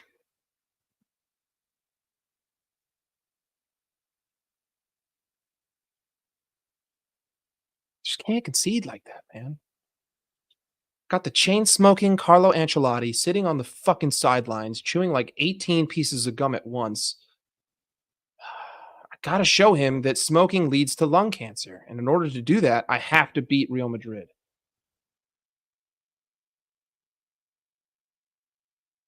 Nope, nope. I stopped running and I cucked myself. Yep. What are you going to try to do? You're going to keep going inside. Then you're going to play that ball, and I'm going to save it because I'm God. Allison, you're okay. In like what?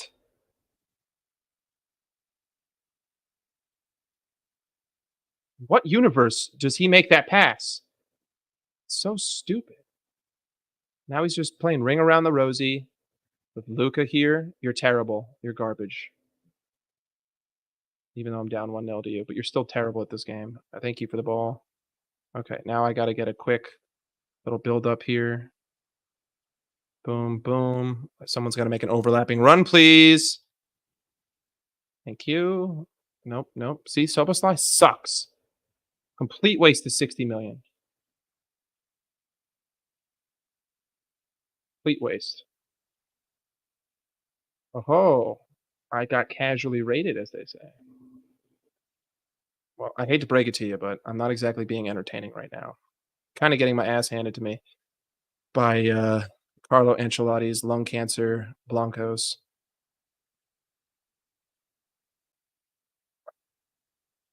Did you guys sign Ivan Toney? Oh. Okay, okay. I've made up for it. I've made up for it. I've scored a nice goal in front of people. Um, I got casually rated. I didn't even notice, but now there's 13 people here who just casually rated me. And I scored a nice goal while being casually rated. So you could say that I have ice in my veins. You kept Broya, but you didn't get Tony. And Sancho said no, correct? So is Chelsea's window done? Is that it? Are there no more moves? What's the latest over there on the blue side of London?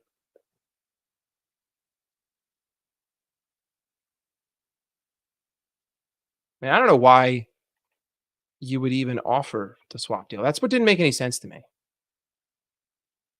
Like, is it just a matter of you just have too many people on the books and you just needed to get two off?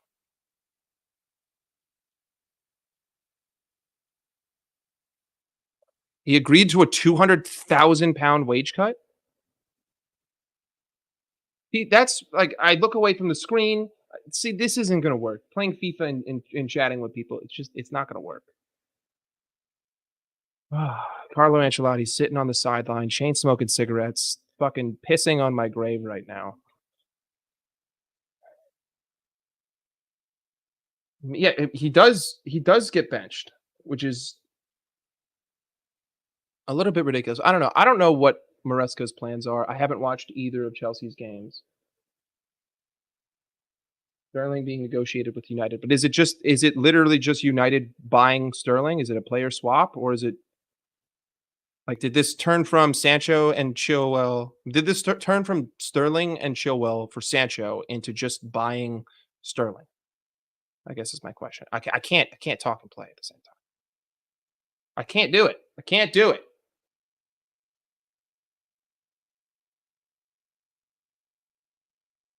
Sterling would probably be willing to take a wage cut to play. Maybe, maybe.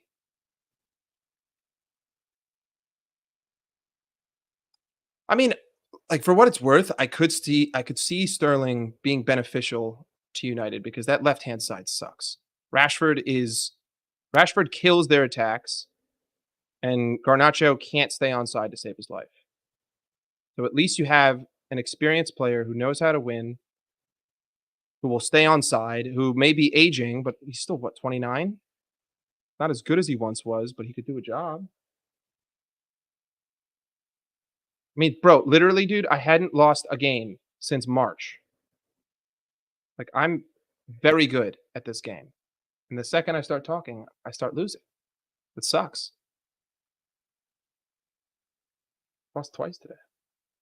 I like Chiesa. I think the people who are bitching about Chiesa are the same people who were bitching for 3 years that Mo has no competition on the right side. And then when you get someone who's a first team player who you're going to essentially use as a squad player for 12 million pounds, how the fuck are you going to turn around and complain? It doesn't make any sense.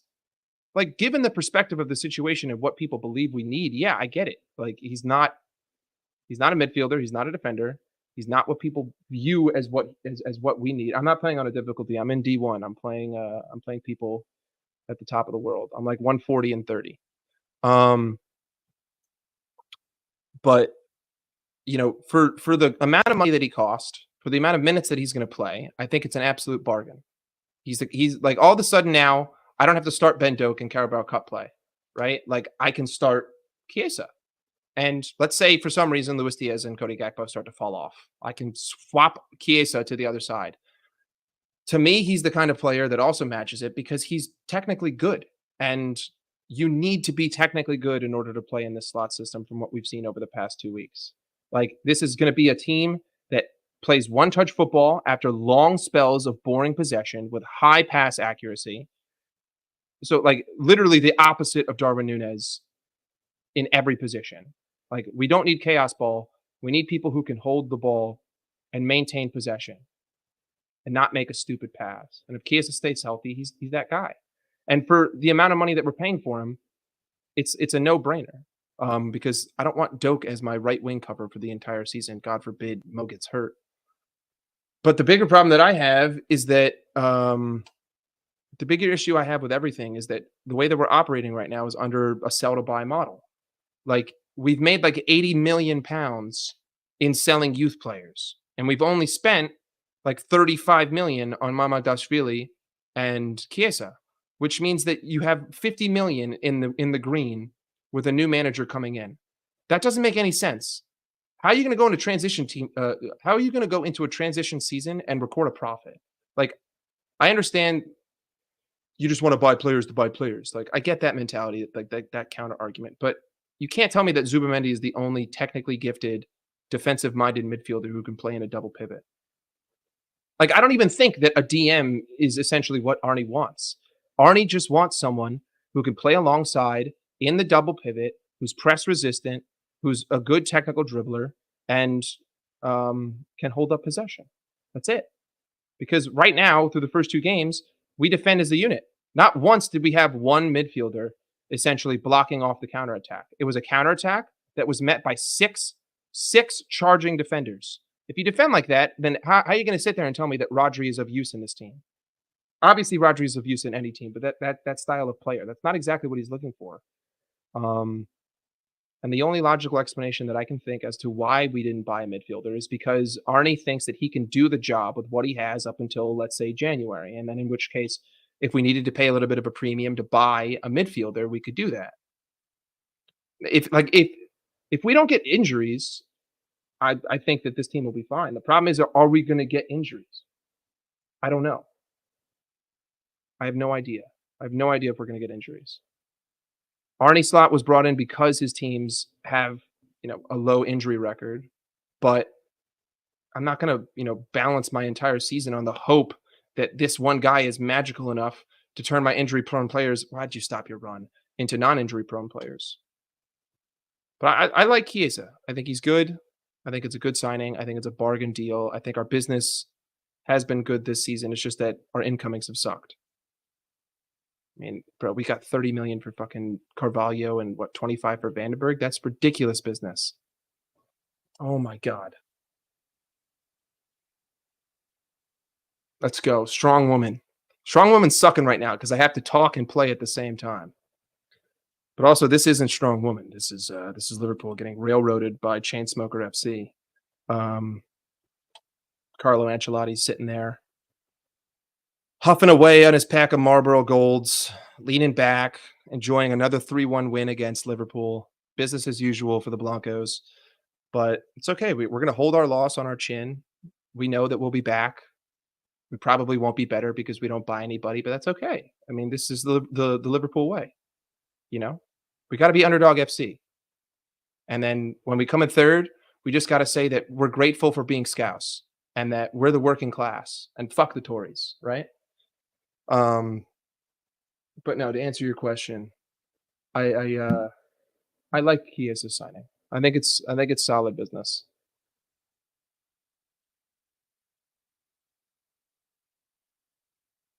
Mark Cucurella, fraud Ahmed Raid. Ahmed's not a fraud. I like Ahmed. He always has a smile on his face. He's always happy. Bro, Chiesa sucks. Under what pretense? Give me the exact reason why he sucks. Tell me why you think Chiesa is not good. And if it's because he's injury prone, my counter is going to be that he's not going to be starting. So if I limit his minutes, who's better, Chiesa or Ben Doak?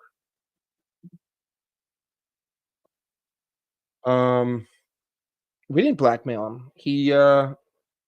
His contract was running out. Juve didn't want him.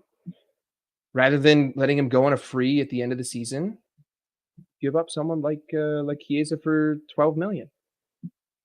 12 million is better than no million. Chiesa is injury prone, yes, but again, that's injury prone when playing starter minutes. If I limit his minutes, he's not going to be playing as much, which means that there's less chance for him to get hurt. The only games I see him starting are against teams like lower half table teams, like Ipswich, Southampton, Leicester. If it's time to rotate Mo out, I could see him starting Carabao Cup games. at the early stages, or FA Cup games at the early stages, or Champions League games at the late stages when we've already qualified. But outside of that, he's not going to start against any of the big six sides, that's 12 games out of 38 in the Premier League. So right there, you've already knocked down a third of the games where he's not starting. We've already limited his minutes there. You'd have to say that at least for another 8 of those games, he's not going to start, because we're playing the teams that are on the cusp of the top 6, teams from 10th to 6th. No, playing him against I'm talking about starting him, right? You start him against the shit team because Mo needs to be rotated. He's never going to start over Mo if Mo's healthy and ready to go. So if Mo needs to be rotated out, you start Chiesa. That's simple. And if you limit his minutes, he's not going to get hurt. But I would have rather bought a midfielder or a center back, literally anybody else. But for £12 million, I can't really complain. It's really not bad business at all. He's also only 26 years old. That's not to say that he can't even get better. I think just injuries have been a major problem to his career. And he was simply played too much at Juventus.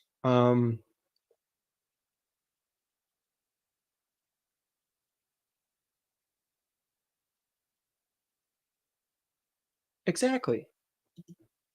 Exactly. Worst case scenario, 10 mil gets wasted. But it's also not wasted, because technically that's 10 mil of profit. That's another thing that people aren't talking about. We've made a lot of outgoing sales this season, right? We've sold Carvalho, we've sold Bobby Clark, we've sold Sepp Vandenberg, we've sold a couple of other youth players. We've made about like 80 million in sales, something along that lines. It might even be a little bit more. You bought Mama Dasvili, and you bought Federico Chiesa. The Dasvili thing, I think, is like what, 25, 30 mil, and Chiesa's like 12 mil. So you're sitting on 40 million pounds profit, which from a business perspective is genius, but from a fan perspective is awful, because that's 40 million that should be being spent. Like Liverpool, FSG itself should have put 100 million into this summer.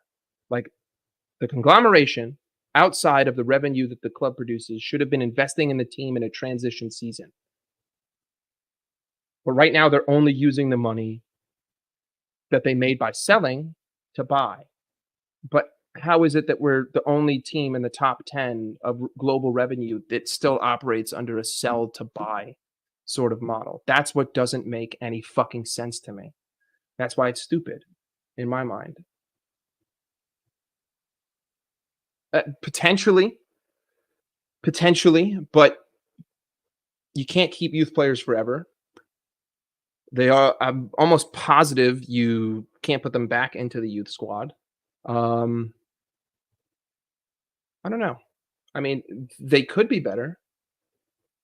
Elliot's minutes, to be honest with you, Elliot can play right wing, but he can also come in as a 10. He could essentially be a rotation for Szoboszlai. I haven't given up on him yet. But regardless, let's say we didn't buy Chiesa.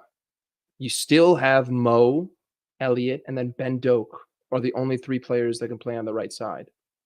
Whereas you have 3 players that can play on the left. You got Cody, you got Lewis, and if you really want to, you got Darwin. So you got 3 players that can play at the left wing. Whereas you got 2 players and a youth squad player on the right side. For the time being, he will be the 10 for sure, for the foreseeable future. But with the way that he's running, how many games can he do that in a row? I don't know. I hope that they're able to go out and buy a midfielder, because I don't think that Zubimendi is the only technically gifted.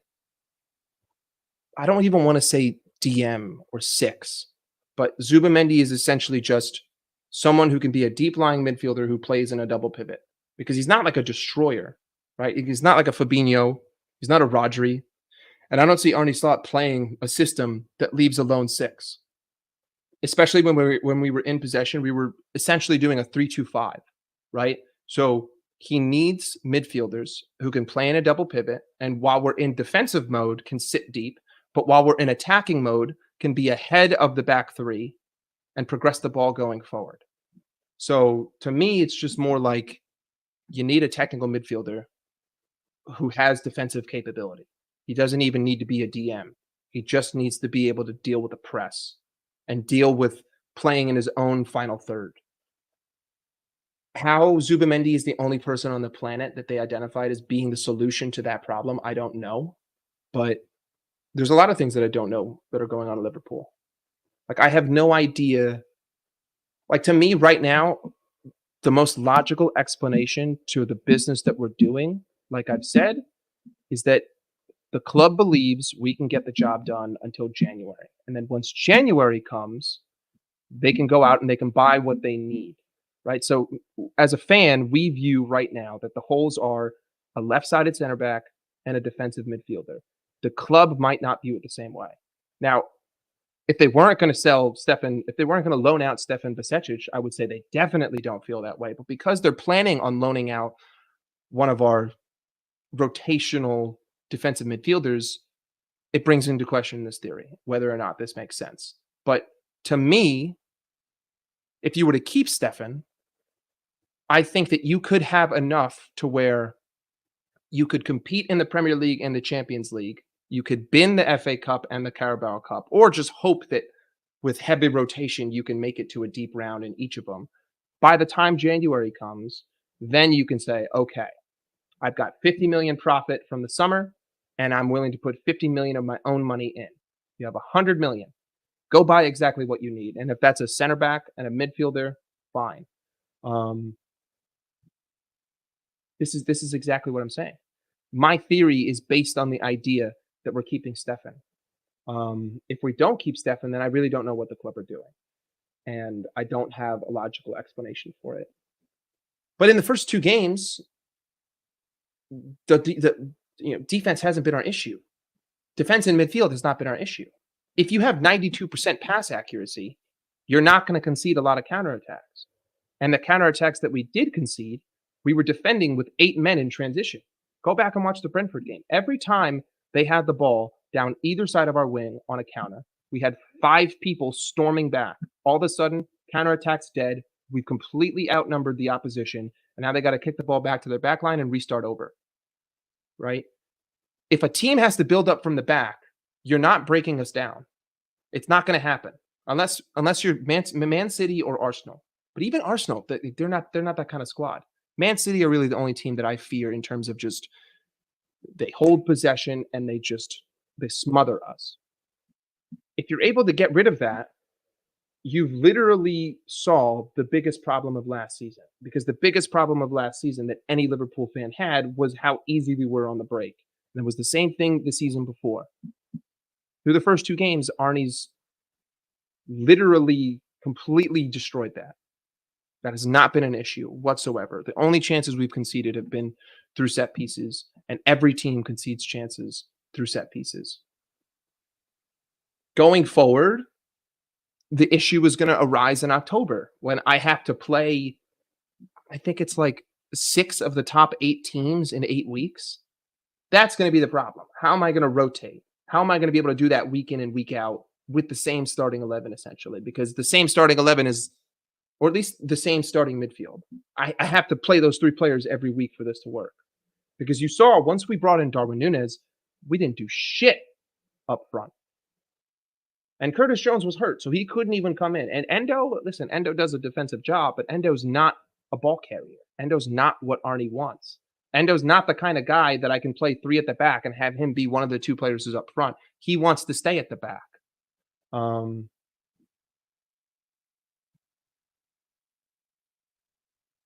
They are 2 teams. Well, listen, Brentford didn't have Ivan Toney. I agree with you. Against the City, I would be worried for sure.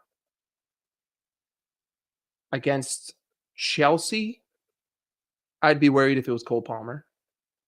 And against Arsenal, yeah, I would.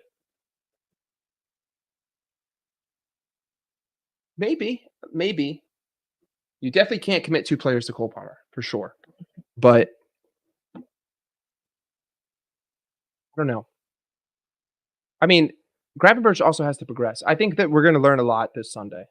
I think how we play against United will answer a lot of people's questions, especially if we don't sign anyone else other than Chiesa. If we go to Old Trafford and we play like we did against Brentford, and the only chances we concede are against set pieces, the only goals we concede are offside because United are bound for at least one, and we create a plethora of chances and score 2 or 3 goals, people are going to be singing a much different tune up until October. And then once October comes and the hard games start piling up on us, then we'll have a hindsight moment and we'll say, "Oh, I mean, look at all the opportunity we had all summer to fucking fix these problems." Um, but yeah, I don't know. To me, the situation that we're in, it's either the most genius thing that we're ever going to see out of a club, or it's going to be the dumbest thing that anyone has ever seen in any sport ever in the history of history since we started recording things of the past to then be later noted in the future. It will be the dumbest thing of all time if it doesn't work, which is kind of like the heel that the club has put itself into. Um, maybe, maybe, but if United get a goal early and the goal is not offside, I'd begin to worry. I'm not worried about the players for that game. I'm more worried about Arnie. I think it's going to be a test for Slot more than it is for the players because all of these guys have been here. All of these guys have done that. They've played at United. They've played at Old Trafford. They remember last season. They remember how unfortunate the circumstances became. And if Darwin Núñez is a better player, we win the game in the FA Cup 4-1. So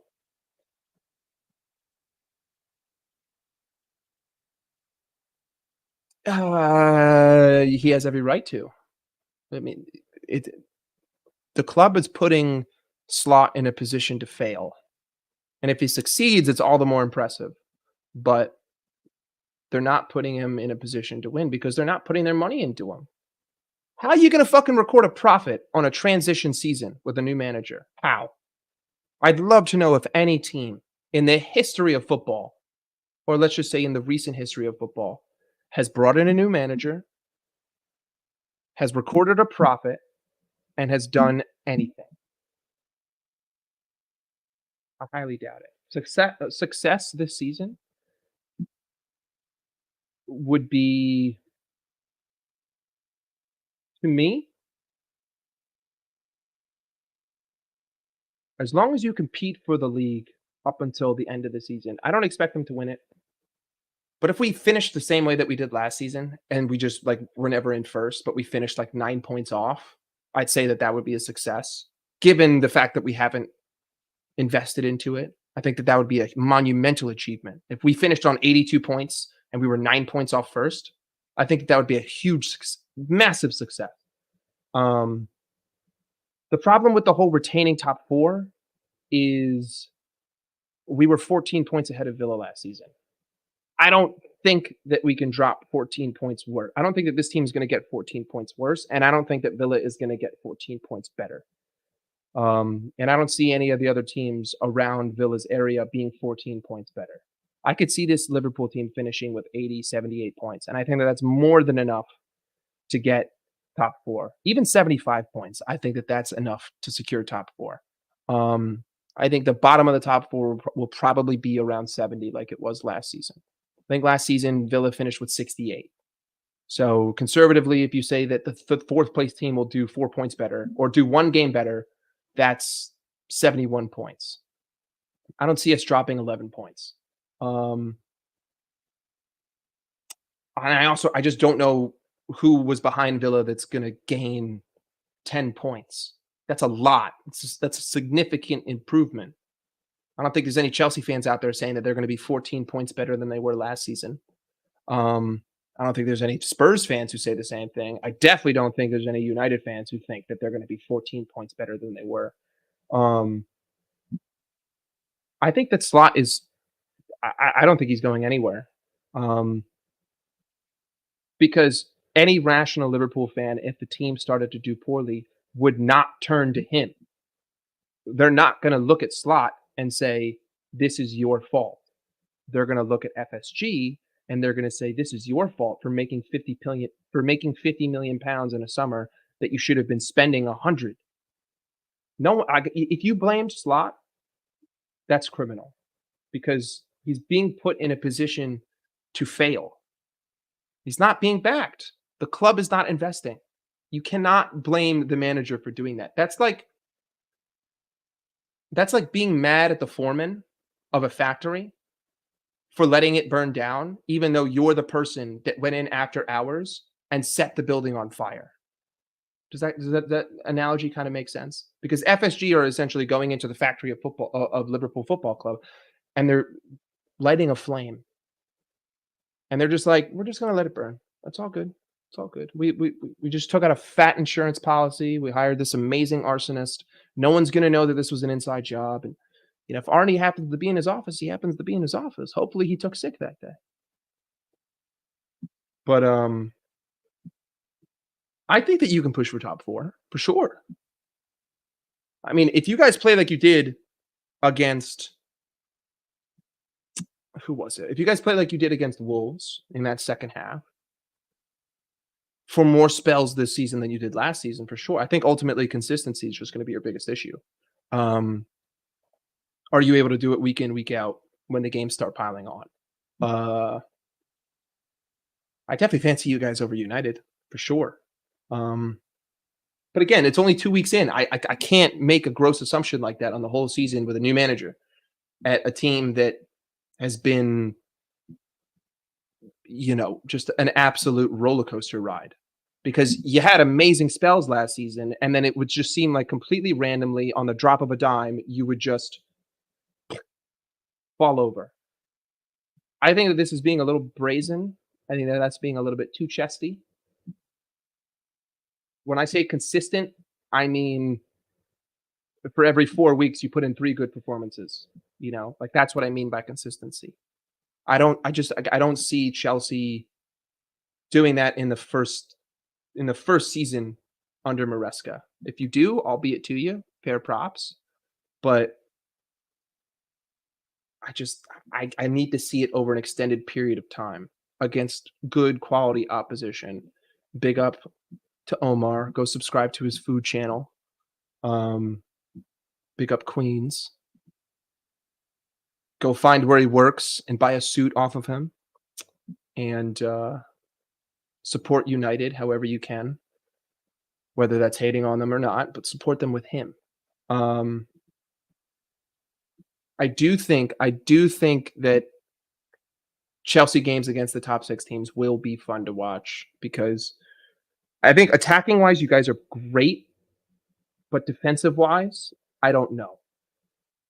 And if you were up 2-1 in the 70th minute away to a City or a Liverpool or even, to be honest with you, no, I'm not going to say United, a Villa, an Arsenal. Defensively, I think that there's just too many questions. I don't think Sanchez is that good. I don't trust your back line. I don't trust your back line buildup. But I think attacking, you guys have a lot of promise and a lot of potential and a lot of future. But the main issue for me is going to be defensive. And whether your strategy is to just score 6 goals a game, fuck it. Do it.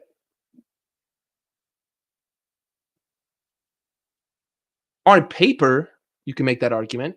On paper, for sure. Just in terms of value alone, yeah.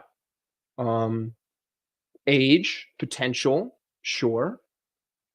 But proven consistency and ability to win anything? I don't know. Because all the players that were there for your Champions League win are either gone or injured or are shit. So none of these guys have proven anything. Cole Palmer hasn't even proven anything. The only thing he's proven is that he's a tremendous talent, but he hasn't won anything.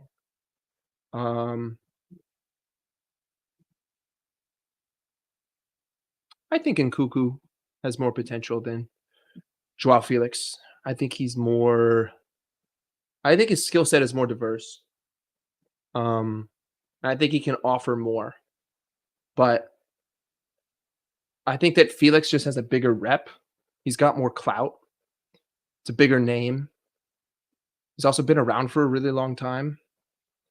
But to me, it's just been a whole lot of hype and not a lot of delivery for Joao Felix and his whole career. No, I don't base good players on trophies. I base good teams on trophies. You said that you guys had the best squad. I'm saying that in order to have the best squad, you have to prove it. And in order to prove it, you have to win.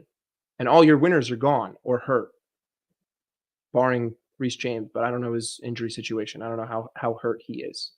But the clubs that played for you against Wolves are not like none of those players are the players that won you a Champions League 3 years ago. So again, on paper, very solid. In practice, haven't won anything. You kind of catching my drift here? So you gotta show me more. But I mean, I don't have anything against Chelsea. I like them. I'm not looking forward to playing against them. I don't want to go to Stamford Bridge this year. I don't want to have to deal with that attack, especially at the time. When did we play you guys? Let's take a look. We play you on October 19th, and we play you at Anfield. Okay, so think we'll be okay. Think we'll be okay at Anfield. But if I look at that game, I have you guys at home on the 19th of October. Then on the 27th of October, I have Arsenal away. Then on the 2nd of November, I have to play Brighton at home. Then on November 9th, shout out my brother, that's his birthday, I have to play Aston Villa at home. Then November 23rd, I go away to Southampton, which is preceded by hosting Man City on November 30th and going away to Newcastle on December 4th. That is a fucking tough stretch of 6 games. Luckily, I started with you guys. Shouldn't be totally screwed. But I'm not looking forward to that game at all, especially with the lack of depth that this club is providing to me. This fucking duck sucks. The fact that I can't get rid of this on the free version is idiotically stupid. But no, I'm not looking forward to that. I said Palmer has nothing to do with it, but he won a treble. He did win a treble, but how integral in that treble was he? He was a youth player that came off the bench X amount of times. Like, yeah, he won a treble, but did he win the treble? Does that make sense? Like, he's not the integral part of winning the treble, but he was for sure fantastic, and he's one of the best young players in the league. Like, he's going to be a stud. He's going to be a stud. He did score a Super Cup goal that won the match for sure. But you said the treble, and the Super Cup doesn't count for the treble. But I'm not discrediting him. He's a great player, but he's also only one person on your team. Really good player. Amazing young talent. Team sport. That simple. Leading up to Xmas, you man are finished. Yeah. Yeah. That's a very strong argument. But if the club is smarter than all of us and their little bet pays off and we kill it up until then, well, then we all look like idiots and they're the saviors and we're all going to have to hold that. But that's pretty unlikely. But I'm just going to have to, cross my fingers, sit on them and pray. Pause. But I'm just going to have to pray that it ends up working for us. I don't know. We're fucked, personally speaking. I think that Arnie's a fantastic manager. I love the football that we see, but I don't think that we have the depth.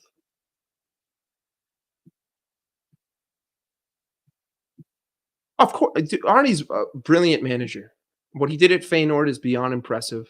He can work under tight budgets. His players don't get injured. He's great at managing minutes. He's a great man manager. He's tactically fantastic. He plays really good football. But the issue is just down to human nature and injuries. We just don't have a deep enough squad. We don't have the kind of rotation that can compete in 4 competitions. The only thing here that would change my mind would be that the club comes out and says, we're playing the U16 squads for the FA Cup and the Carabao Cup openers, and we're just going to bin them. We're going to tell these guys, go out there with some beach chairs, relax. We're going to let this game end 20-0. Then we're going to forfeit. We're just going to walk out of the stadium. We're not even going to sell tickets because we don't want to rob people, right? We're just going to field our U16. We're not going to take a nickel from anybody. We're just going to lose. Then I'd say, okay, with only the Champions League and only the Premier League, this guy can do it with this team for sure. He can manage these minutes. He can figure it out. He can get results. But I don't think he's going to do that.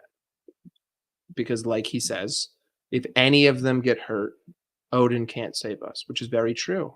He can't. No one can save us. Curtis Jones was hurt leading up to this Brentford game. What am I going to do? Put Endo in? How the fuck? Like, if I'm playing Chelsea, all right, Endo, you're up in the double pivot with McAllister. At that point, I'd say just park the bus and play counterattack ball. Now, unfortunately, we've only seen Arnie against 2, let's just say, below average oppositions. Brentford have Ivan Toney. They're a much better team. But let's just, for the sake of argument, let's call them 2 bottom table teams in terms of being 10th place or worse. The issue is we haven't seen him against a really good side. We'll see him against a bigger side with United. I'm very interested to see the type of football that he plays away to a club like United in the circumstances that he does. I want to see how he changes his tactics to a team like United. I want to see how he changes his tactics to a team like Arsenal, to a team like Chelsea. I think that I'm going to have more questions than answers until I'm able to see that. And that's regardless of who we get.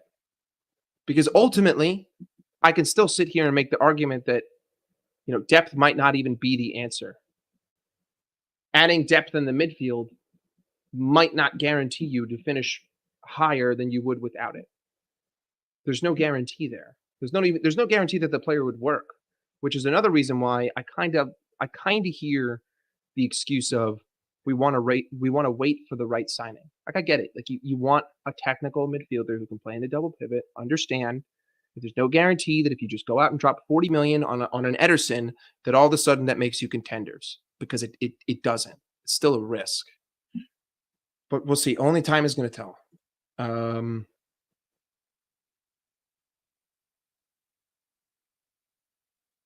He's a great manager. And listen, Ahmed, he's not glazing. He's just speaking facts. All right. He's just expressing his opinion that is clearly well informed and educated. And I appreciate him for that. He's like a good little scholar here. Yeah, his player management is fantastic. His injury record at his prior clubs, I think, was the best in Europe, if I'm not mistaken, or one of the best in Europe. And that was our biggest problem, right? Like, everyone complained. What are the 3 issues that we complained about last season? Not finishing chances, injuries, and counterattacks conceded against us. In the first 3 games, we've finished our chances and created them in abundance. We've isolated the counterattacks to where we outnumber the opposing team that's countering us, albeit against 2 mid sides. But it still doesn't change the fact that there's 6 guys bombing down the field, and it wouldn't matter who we were playing. That's still 6 bodies that you have to defend against, attack against. And I can't really speak on injuries because it's only been 2 games. So he's already shown a lot in 2 games. But again, we're not going to answer these questions until October. Like I said, the beginning of that true test is October 19th, and it goes all the way to December 4th. So from October 19th to December 4th, I have to play 1, 2, 3, 4, 5, 6.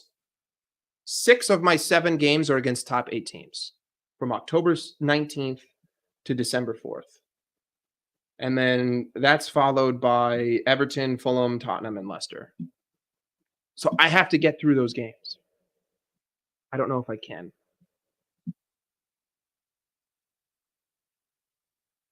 my opinion, Slot should be judged next season. Listen, if we fall off a cliff, I'm not blaming Slot.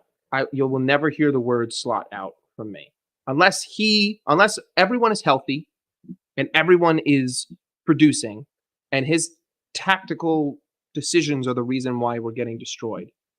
I will not say Slot out because you're putting him in a position to fail, and that's not fair or right to judge him based on those predetermining factors.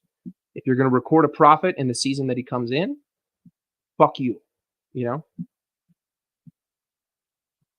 Listen, Ahmed, he might not be a scholar.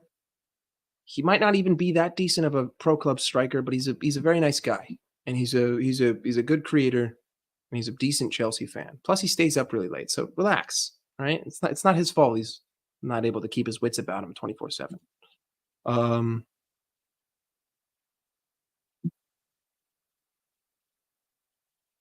I disagree. I disagree. I mean, maybe you will from ignorant fans who don't know dick about football, but that would be like getting to like, you know what? I'll give you a cricket analysis because I don't know if you're American or European. If you're American, I'll give you one for that too. That would be like giving either the batter in cricket or the batter in baseball no bat and expecting them to hit a home run or make a six or whatever you call it in cricket. Clearly, the person is going to strike out because they don't have a fucking bat, and so you're just praying to God that the pitcher hits you and you can walk to first base. That's it. That's essentially the scenario that Arne Slot's been put in. If you have any sort of sense or logical mind about, the scenario that Liverpool are currently facing. You're Norwegian. Okay. Hopefully you know about cricket or baseball. I don't know. If you don't know what baseball is, whatever. But that would be like, you know what? Let's use a farmer. Everyone knows how to farm. That would be like getting angry at a farmer for not producing enough crop when you didn't give him any seeds. How the fuck is he supposed to grow anything without seeds? That's like telling a farmer to make a farm without water. How the fuck am I supposed to do that? Tell me I just have to pray that it rains enough? Ridiculous. Idiotic. Stupid. I would never blame the farmer. I would blame the person who's supposed to be supplying the fucking farmer with the things that he needs, right? That's why, like, from a logical perspective, you can't blame Slot because he's not being given the tools. If you're Slot out because of style of play, that's one thing, but I need to see that. Like, it needs to be his fault. It can't be that, we just came up short. You know what I mean? I really want to go to Norway, dude. I want to go to Norway at the time of the year where it's light until midnight, and I want to play golf, and I want to tee off at midnight. That is something that's on my bucket list. I want to tee off at midnight, and then I want to play 36 holes into the morning. So I want to start at midnight, finish my first round, tee off again at like 6, finish my second round, tee off again at like 2, finish my third round. I just want to play golf the whole day. That would be fucking awesome.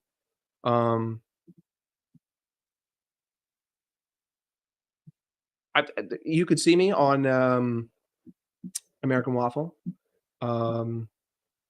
I popped into the terrace the other day, but I don't know. I just decided to say, fuck it. I'm going to click stream on because these guys keep telling me to do it. And I was like, well, I wanted to do it yesterday, but YouTube requires like a 24-hour hold for some reason. Like, I'm going to do something stupid. And even if I did have to wait 24 hours, if I wanted to do something stupid, I would be patient enough to wait 24 hours to do it. So I don't really see how that deters anything. Casually in the yeah, but you know what? He casually raids people, and I got casually raided. So big up to him. You can, if you want, you can smash those likes, or you don't have to. It really doesn't make a difference to me because I wasn't going to be doing anything during this time anyway. So I just decided to click live. But go for it, smash them. I'd have to go north of that. It would be rare to find golf and that kind of snow. All I know is that people have done it, and I want to do it. But I'm just worried, man. I'm just worried about this team. I'm just worried about this season. I just don't want to get screwed, and I don't want to screw him. I don't want the club to just turn around and shove a knife into Arnie's back. It doesn't make any sense. Nothing that we're doing makes any sense. And I can't wrap my head around it, so I just continue to talk in circles about it. But how is it that a team like Chelsea, a team like Villa, a team like Arsenal, a team like Spurs, a team like United, even fucking City, how are these people doing more than you in the transfer market? Given the current situation at your club of bringing in a new manager, how does that work? Especially after you made like 700 million pounds. You sold 80 million pounds worth of players, and you're going to end with a 40 million gain? There's no way that everyone on YouTube is wrong and they're right. It can't be possible. Maybe it is. I don't know. But probably going to play another game here, maybe call it after that. Because I'm running out of things to talk about, and I didn't write down anything to talk about. So, not exactly a prepared creator for the day. But if you give me a topic, I'll feed you. But you got to feed me, right? This is a two-way street on this channel. You got to feed me, and then I'll feed you. Like, for instance, I want to know where people think Chelsea are going to fucking finish. Like, I would like to know genuinely, in his honest opinion, where Marshall thinks that Chelsea are going to end up on the table. How much better are they going to improve under Maresca? What is the prediction based after 2 games? What's the improvement that he sees? What else needs to be changed? Tell you one thing. Luis Diaz needs to be the fuck out of my team. Actually, Darwin Núñez needs to be out of my team. Guy's an absolute idiot. Anyone who thinks that he's actually going to get sold to Arsenal, absolutely out of their mind. Why on earth would Arsenal ever... Actually, whoa, I'm playing Chelsea right now. Why would Arsenal ever buy Darwin Núñez? Of all the players in the world, why Darwin? Ooh. I think that LFC, like I said, we need a left-sided center back. We need a left-sided center back. It's not even a question, especially if you're going to sell Joe. Like, if these rumors are true and Joe wants to go, you absolutely need one. In that case, you need 2. I think you need one without selling him. And if you sell him, then you need 2. And then obviously the other, very important piece is not a 6, but a defensive-minded midfielder who can play in a double pivot, but also play advanced when the team is in possession. Because that's what Arnie wants. Arnie does not want a 6. He doesn't want he doesn't want a fucking Joelinton, right? He does not want a destroyer who's big in the middle of the park that's going to stop counterattacks. Because the way that we've defended counterattacks shows me that we want to defend as a unit. And if we defend as a unit, you don't need a Fabinho, right? But you still need someone there who is better than Gravenberch defensively and is more press resistant, or at least can provide depth. Because at this point, you're not even looking to buy a starter. And this is a position that Liverpool should be strengthening from. Like, when clubs like Arsenal, wow, he should have scored that. When clubs like Arsenal don't buy the players that the fans think that they need to win the league, how are you going to sit there and not capitalize? Like, Manchester City, bringing back Gundogan, cool. Who I don't remember who their other buy was this season. But they're not exactly light years ahead of where they were last season. And they've sold Julian Alvarez. I would argue that they're not as strong. They're still incredibly strong, but they're not as strong as they were. Oh, see, dude, Sanchez doesn't fucking make that save in real life. They're not as strong as they were, which means that you need to capitalize on the moment and strengthen. But we're not. We're not strengthening. That's the problem. Which is idiotically stupid. Especially, I'm just going to end up beating a dead horse talking about this sell to buy bullshit. But, like, that's the position that Liverpool are in. You feel like you're beating a dead horse.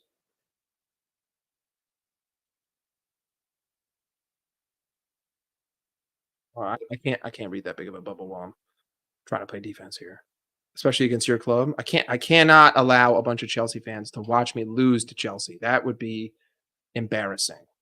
So, for the sake of all things good and holy, I must beat you guys right now. But I think finishing top 4 is very possible for Chelsea.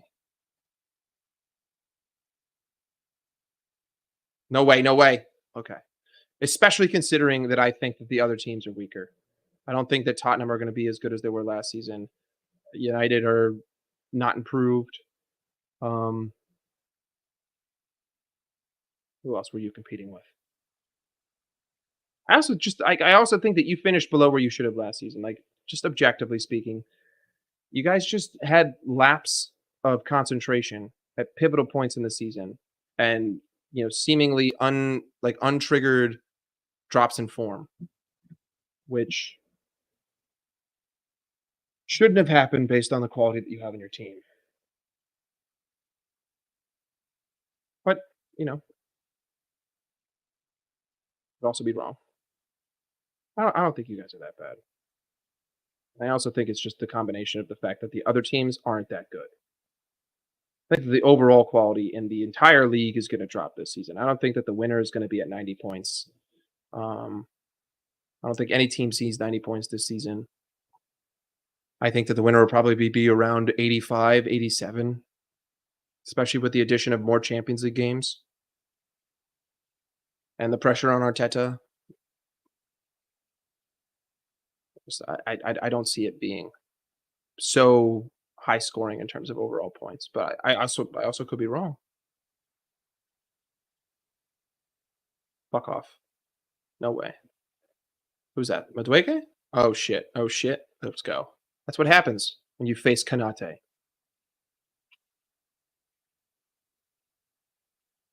You now just got to be patient. See, this is what Luis Diaz doesn't do. He would never do that ever. He would just bomb it up the field and just dribble it into the opposition. He would never take his time and dribble up Caicedo like he just did. Oof, but he sucks. Actually, he's been really good the first 2 games. So I can't really complain about him. He's been a very solid player.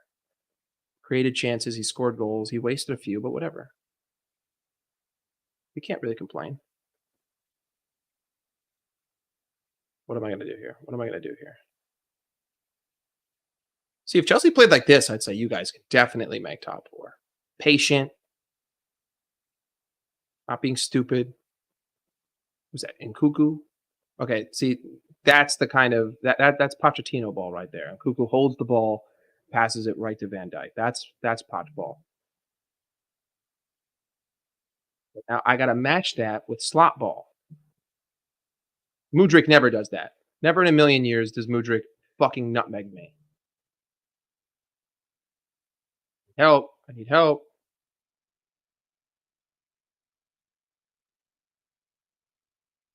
Anything fell off a cliff like it's Man United out here, lucky, blah blah blah. No, tomorrow it's insane. Lofton Links is apparently a golf course in the Arctic Circle. Looks beautiful. June, July for all days on. We'll be fine. Oh, well, I'll have to go next season. Oh, I gotta hide that. Arteta can fix him. Yeah, okay, sure. Maybe. Possible. Likelihood? Very minimal. Like, the reason why I don't see Darwin working under Slot is because you can tell that Slot wants controlled possession. Number one, Darwin doesn't do controlled possession. Slot wants technical ballers who can play one-touch football. Darwin is anything but technical, and under no circumstance is he capable or able or willing to play one-touch football. So right there's 2 perfectly good reasons why he's not going to work under Slot. The only time I could see him potentially working is if Liverpool are down and all of a sudden you need to interject chaos and break the lines. Now for Arteta, the only way I could ever for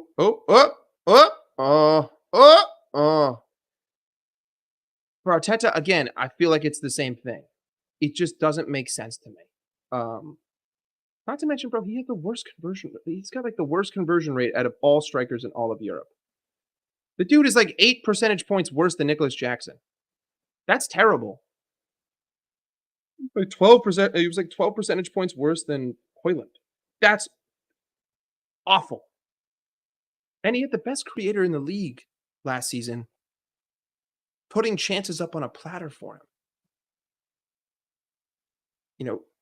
What player at Arsenal is a better creator than Mo Salah? None. There are none. It doesn't exist. Um, so this idea of like, oh, Saka Bowl will teach him, that doesn't make any sense. Because you had Mo teaching him, and he still failed time and time again. The only time I could potentially see it working with Slot is if he's playing on the left wing. But Saka's not a creator like that. Saka does not create. Mo created the most big chances out of any forward in the league. Mo should have had like 25 assists last season, and 20 of those assists should have been to fucking Darwin. Darwin had like a -8 expected goals. Like he was 8 goals under what he was expected to score based on like statistics on what you would consider to be an expected goal. Probably should have been more than that. Probably should have finished with like 24 league goals with 20 of those being assisted by Mo. But he didn't. And there's no one in that team that I would just say that automatically replaces those numbers. Doesn't make any sense. Then again, nothing with relation to Liverpool makes sense right now, except maybe a goal here. Nope. Fuck. All right. I need to focus up for 2 seconds so I can just shit on your guys' team. Boom. Carry. Cucurella's not that fast. He's not that guy. He's not that guy. He's not that guy. There we go. I told you he's not that guy. I told you he's not that guy. Oh my God. That's Bolshevik. That's Bolshevik as fuck.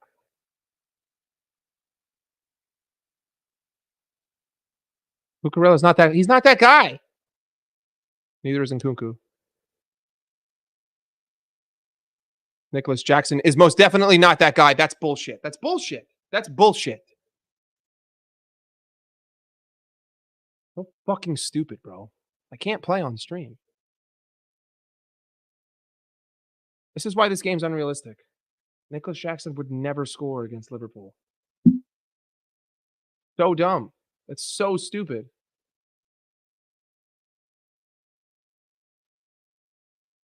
Fuck it. I'm going to go full regalia here. Jota into the 10. See, like, if I were the Liverpool manager, I genuinely think that we would finish with 38-38. I'd be cooking in this team. I was calling for the 4-2-3-1 last season. Now Slot wants to play a 3-2-5 in possession. I love it. I love aggression.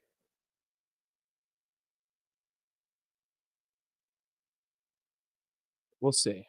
We'll see what happens. Like, look at this. I got no one around me. Why is everyone sitting back with their thumbs in their ass? I have to basically take on this team by myself right now.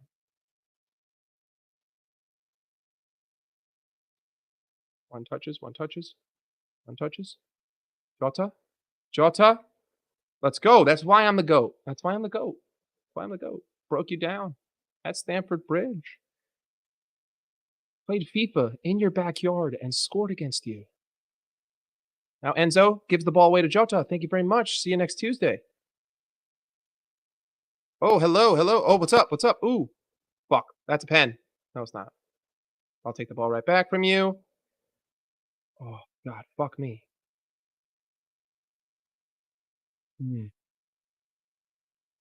Actually, I think that Jota's injury record is going to be much better this season. I don't think that Slot is going to run these guys into the ground in training. I think that that's a big reason why a lot of these guys get hurt all the time. See you later, Caicedo.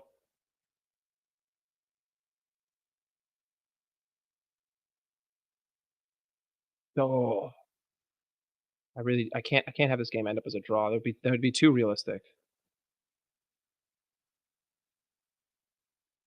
Give me a corner. Thanks, babe.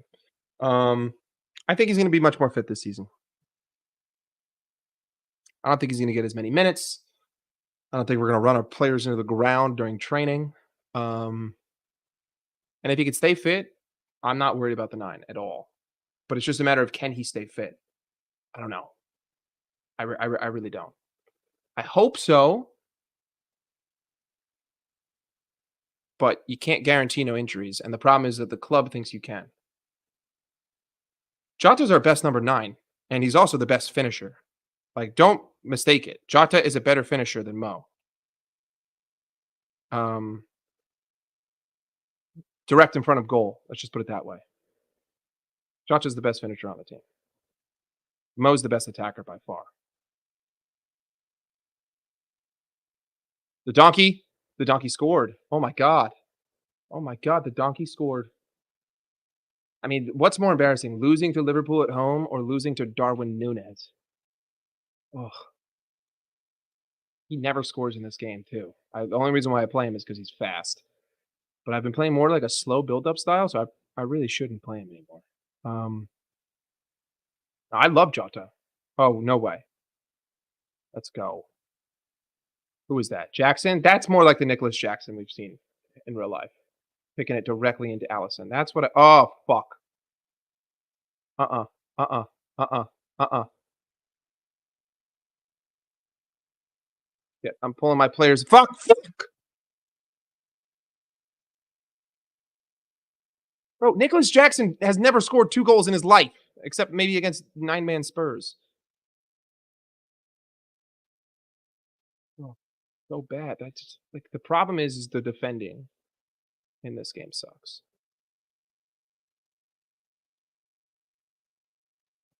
Like, look how bad his touch is.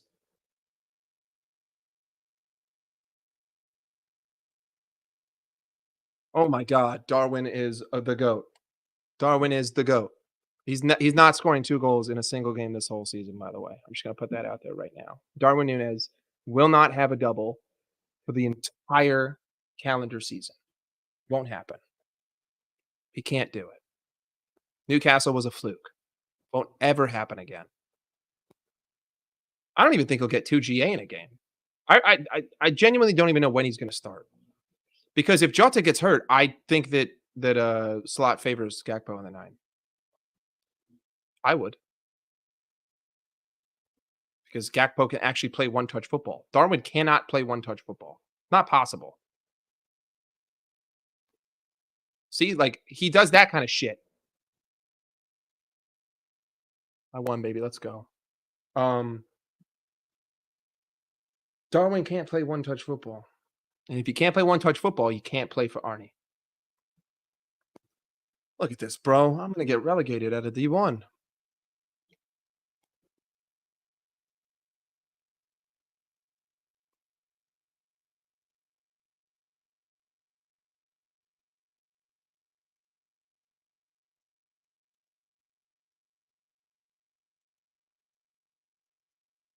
So I would say the way that Slot likes to play, it's highly possession based. Doesn't want to be wasteful with the ball. He'd rather work. He'd rather work backwards than forwards, and keep control of the game. But when you look at us in the final third of both the Ipswich and the Brentford game, the best looking attack that we had was when we were playing one touch. When everyone was quick, when players were properly moving into space. I don't think it's definitely not tiki taka buildup, but in terms of the final third and creating the space for that last opportunity, it's 100% based on first touch technical ability, which is fine. Like, that's what I want. I'd rather see that out of a manager. I don't want to play chaos ball and rely on counterattacks. Obviously, the first one was scored off of off of a Brentford corner, but the whole second half, I mean, we created like 5 or 6 opportunities through one touch play. And I think that that's what Arnie wants to do. Obviously, we'll take a counterattack whenever we can get it, but so would any team. Which is, again, that's another reason why I say that I don't think that characterizing a DM aligns with what the goal wants in a midfielder. Because I think it's just more being defensively capable. It's not about being a defensive midfielder. It's just being capable of playing defense while having the same technical ability as the rest of the attackers on the pitch. Because Ryan Gravenberch, oh my god, that was a sick bicycle kick that Darwin Núñez would never ever do in real life. McAllister, unbelievable technical ability and can go forward and can score goals. Ryan Gravenberch, good technical ability, can go forward, can score goals. Both of those are your double pivot. If that's what you're favoring as your double pivot, I'm going to assume that anyone else that you bring into the club, you're going to want to match that kind of style. Subamendi matches that kind of style.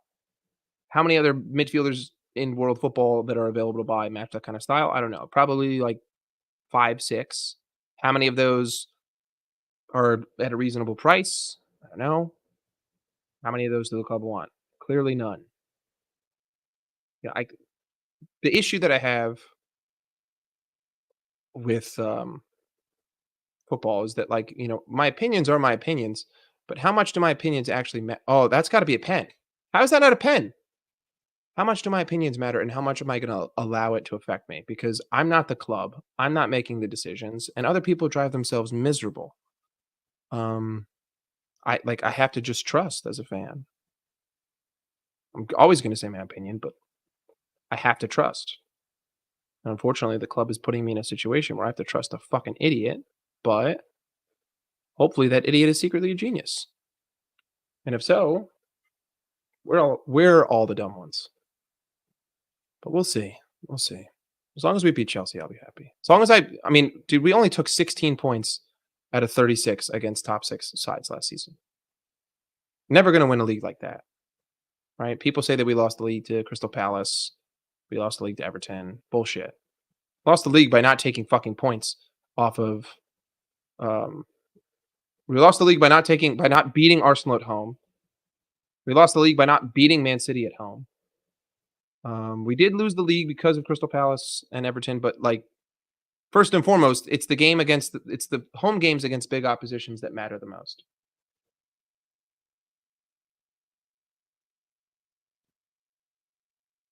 Big up, my guy. Take care of yourself. Go to sleep. 3:40's late. It's a shit goal to concede.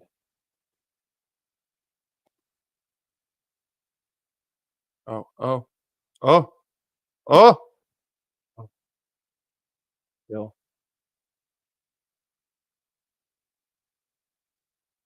6:40. I'll probably go till 7. Fuck it.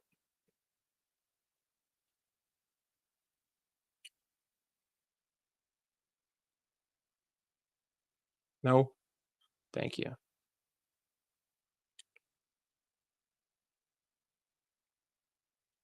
Oh, it's fucking bullshit, dude.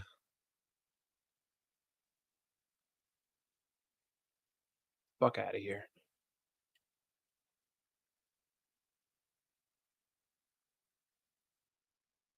You guys wanted Lewis.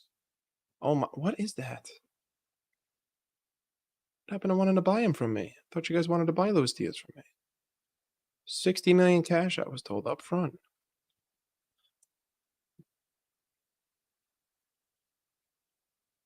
Oh, come on. We're 100% beating you guys at Anfield. At Stamford Bridge, maybe not. But you're not winning at Anfield.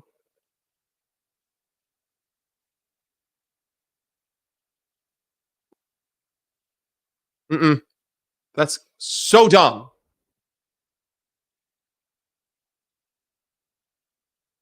Such a dumb goal.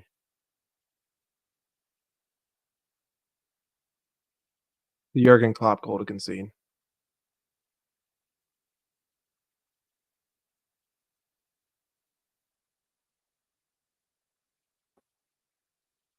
Lewis even sucks at taking on men in this game. Why is he the one taking it?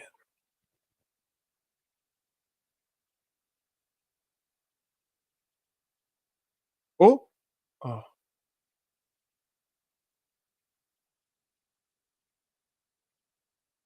what the fuck was that?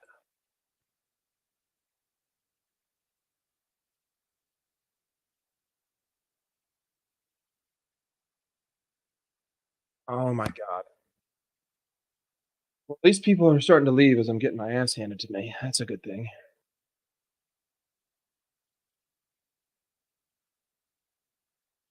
It's stupid, dude. Just being dumb. Not playing good ball. Maybe Liverpool just not that good.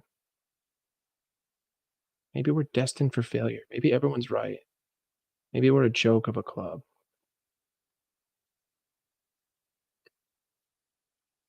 Maybe not. Maybe Ryan Gravenberch is the truth. Nope, he's not the truth. See, this is why he's gonna fail at this club.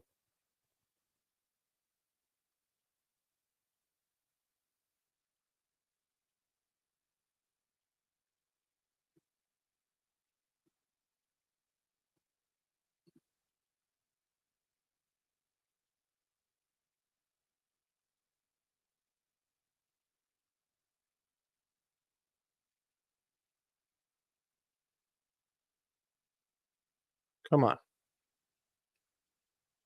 Thank you. Problem is I can't get a fucking decent counter going. I gotta hope that he's onside. Oh, no whack, bro.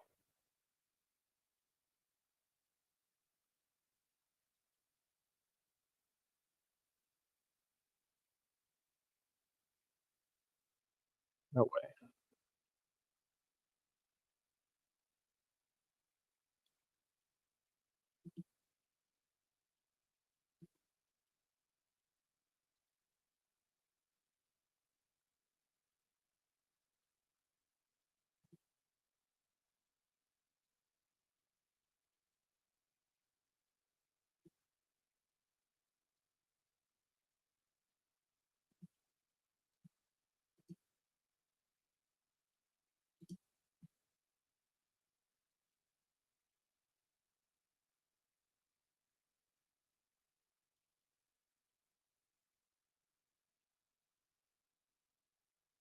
Willing to bet money that of the 43 people in here, 43 of them are asleep. Willing to bet cold hard cash that 43 people are currently asleep in this room right now.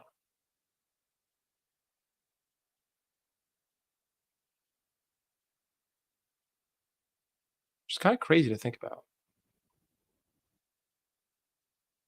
All right, there we go. There we go. Got one back, baby. Got one back. Sleepyheads tuning in. Got one back. Hell yeah.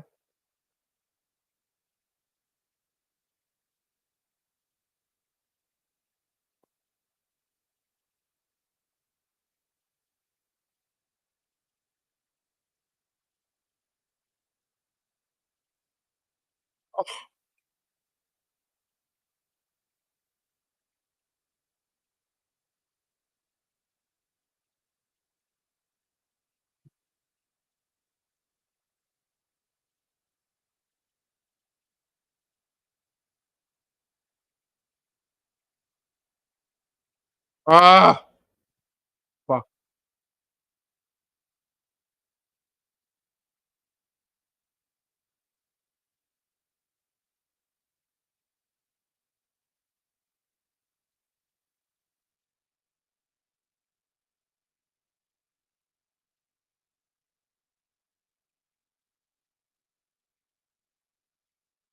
Fade.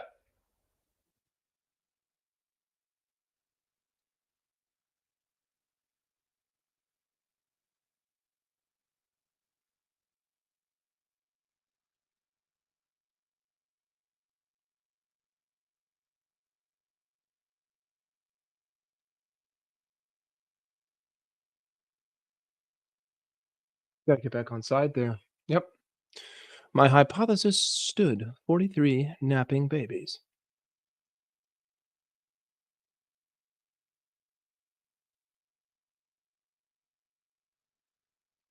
Sneak.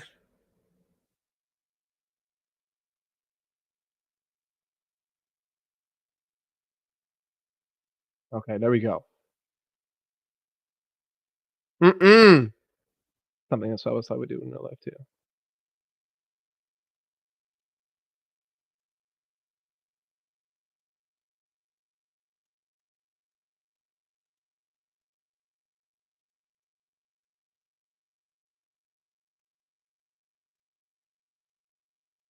Great defending there. What does he fucking lay down like that in front of me? How do I not get that through?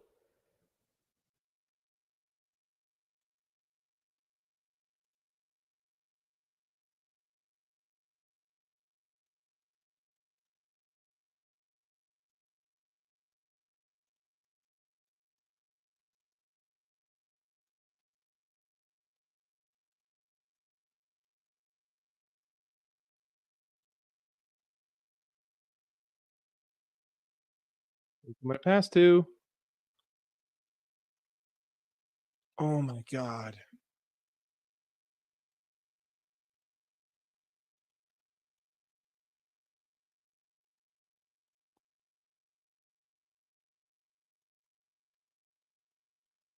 Pen. Let's go. Got it.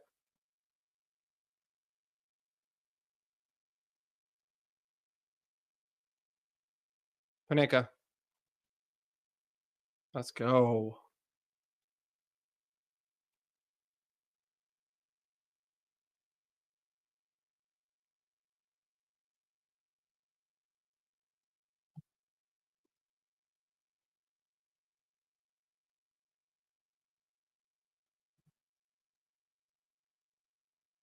All right, ladies and gentlemen inside, this is gonna be the last 5 odd minutes of this glorious first stream. Why? What the fuck was Allison doing?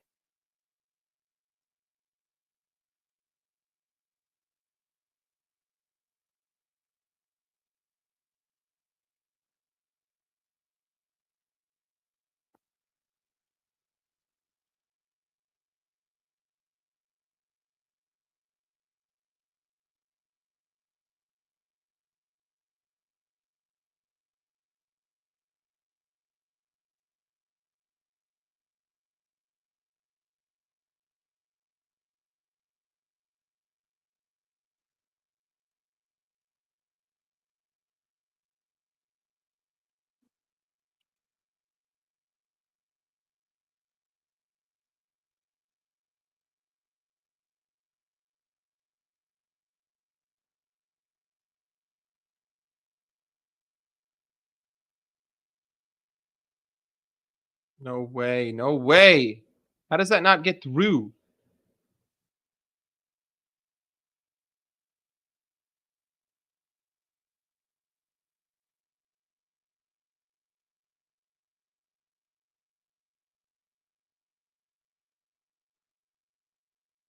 Let's go.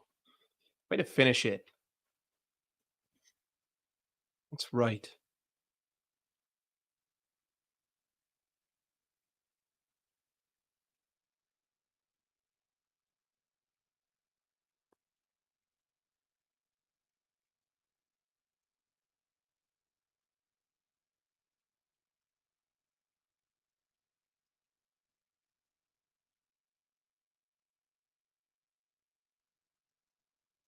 What are you trying to do right now?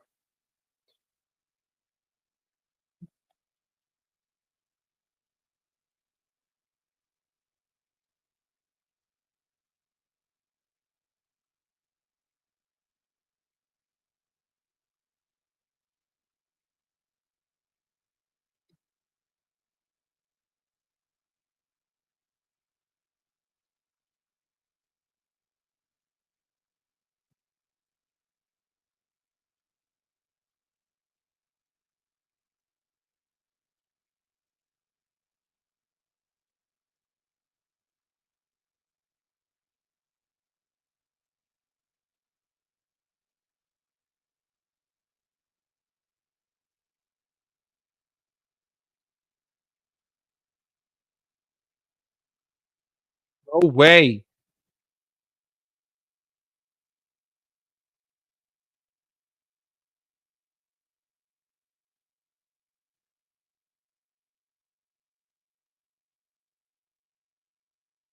What fucking universe? Did that not get through?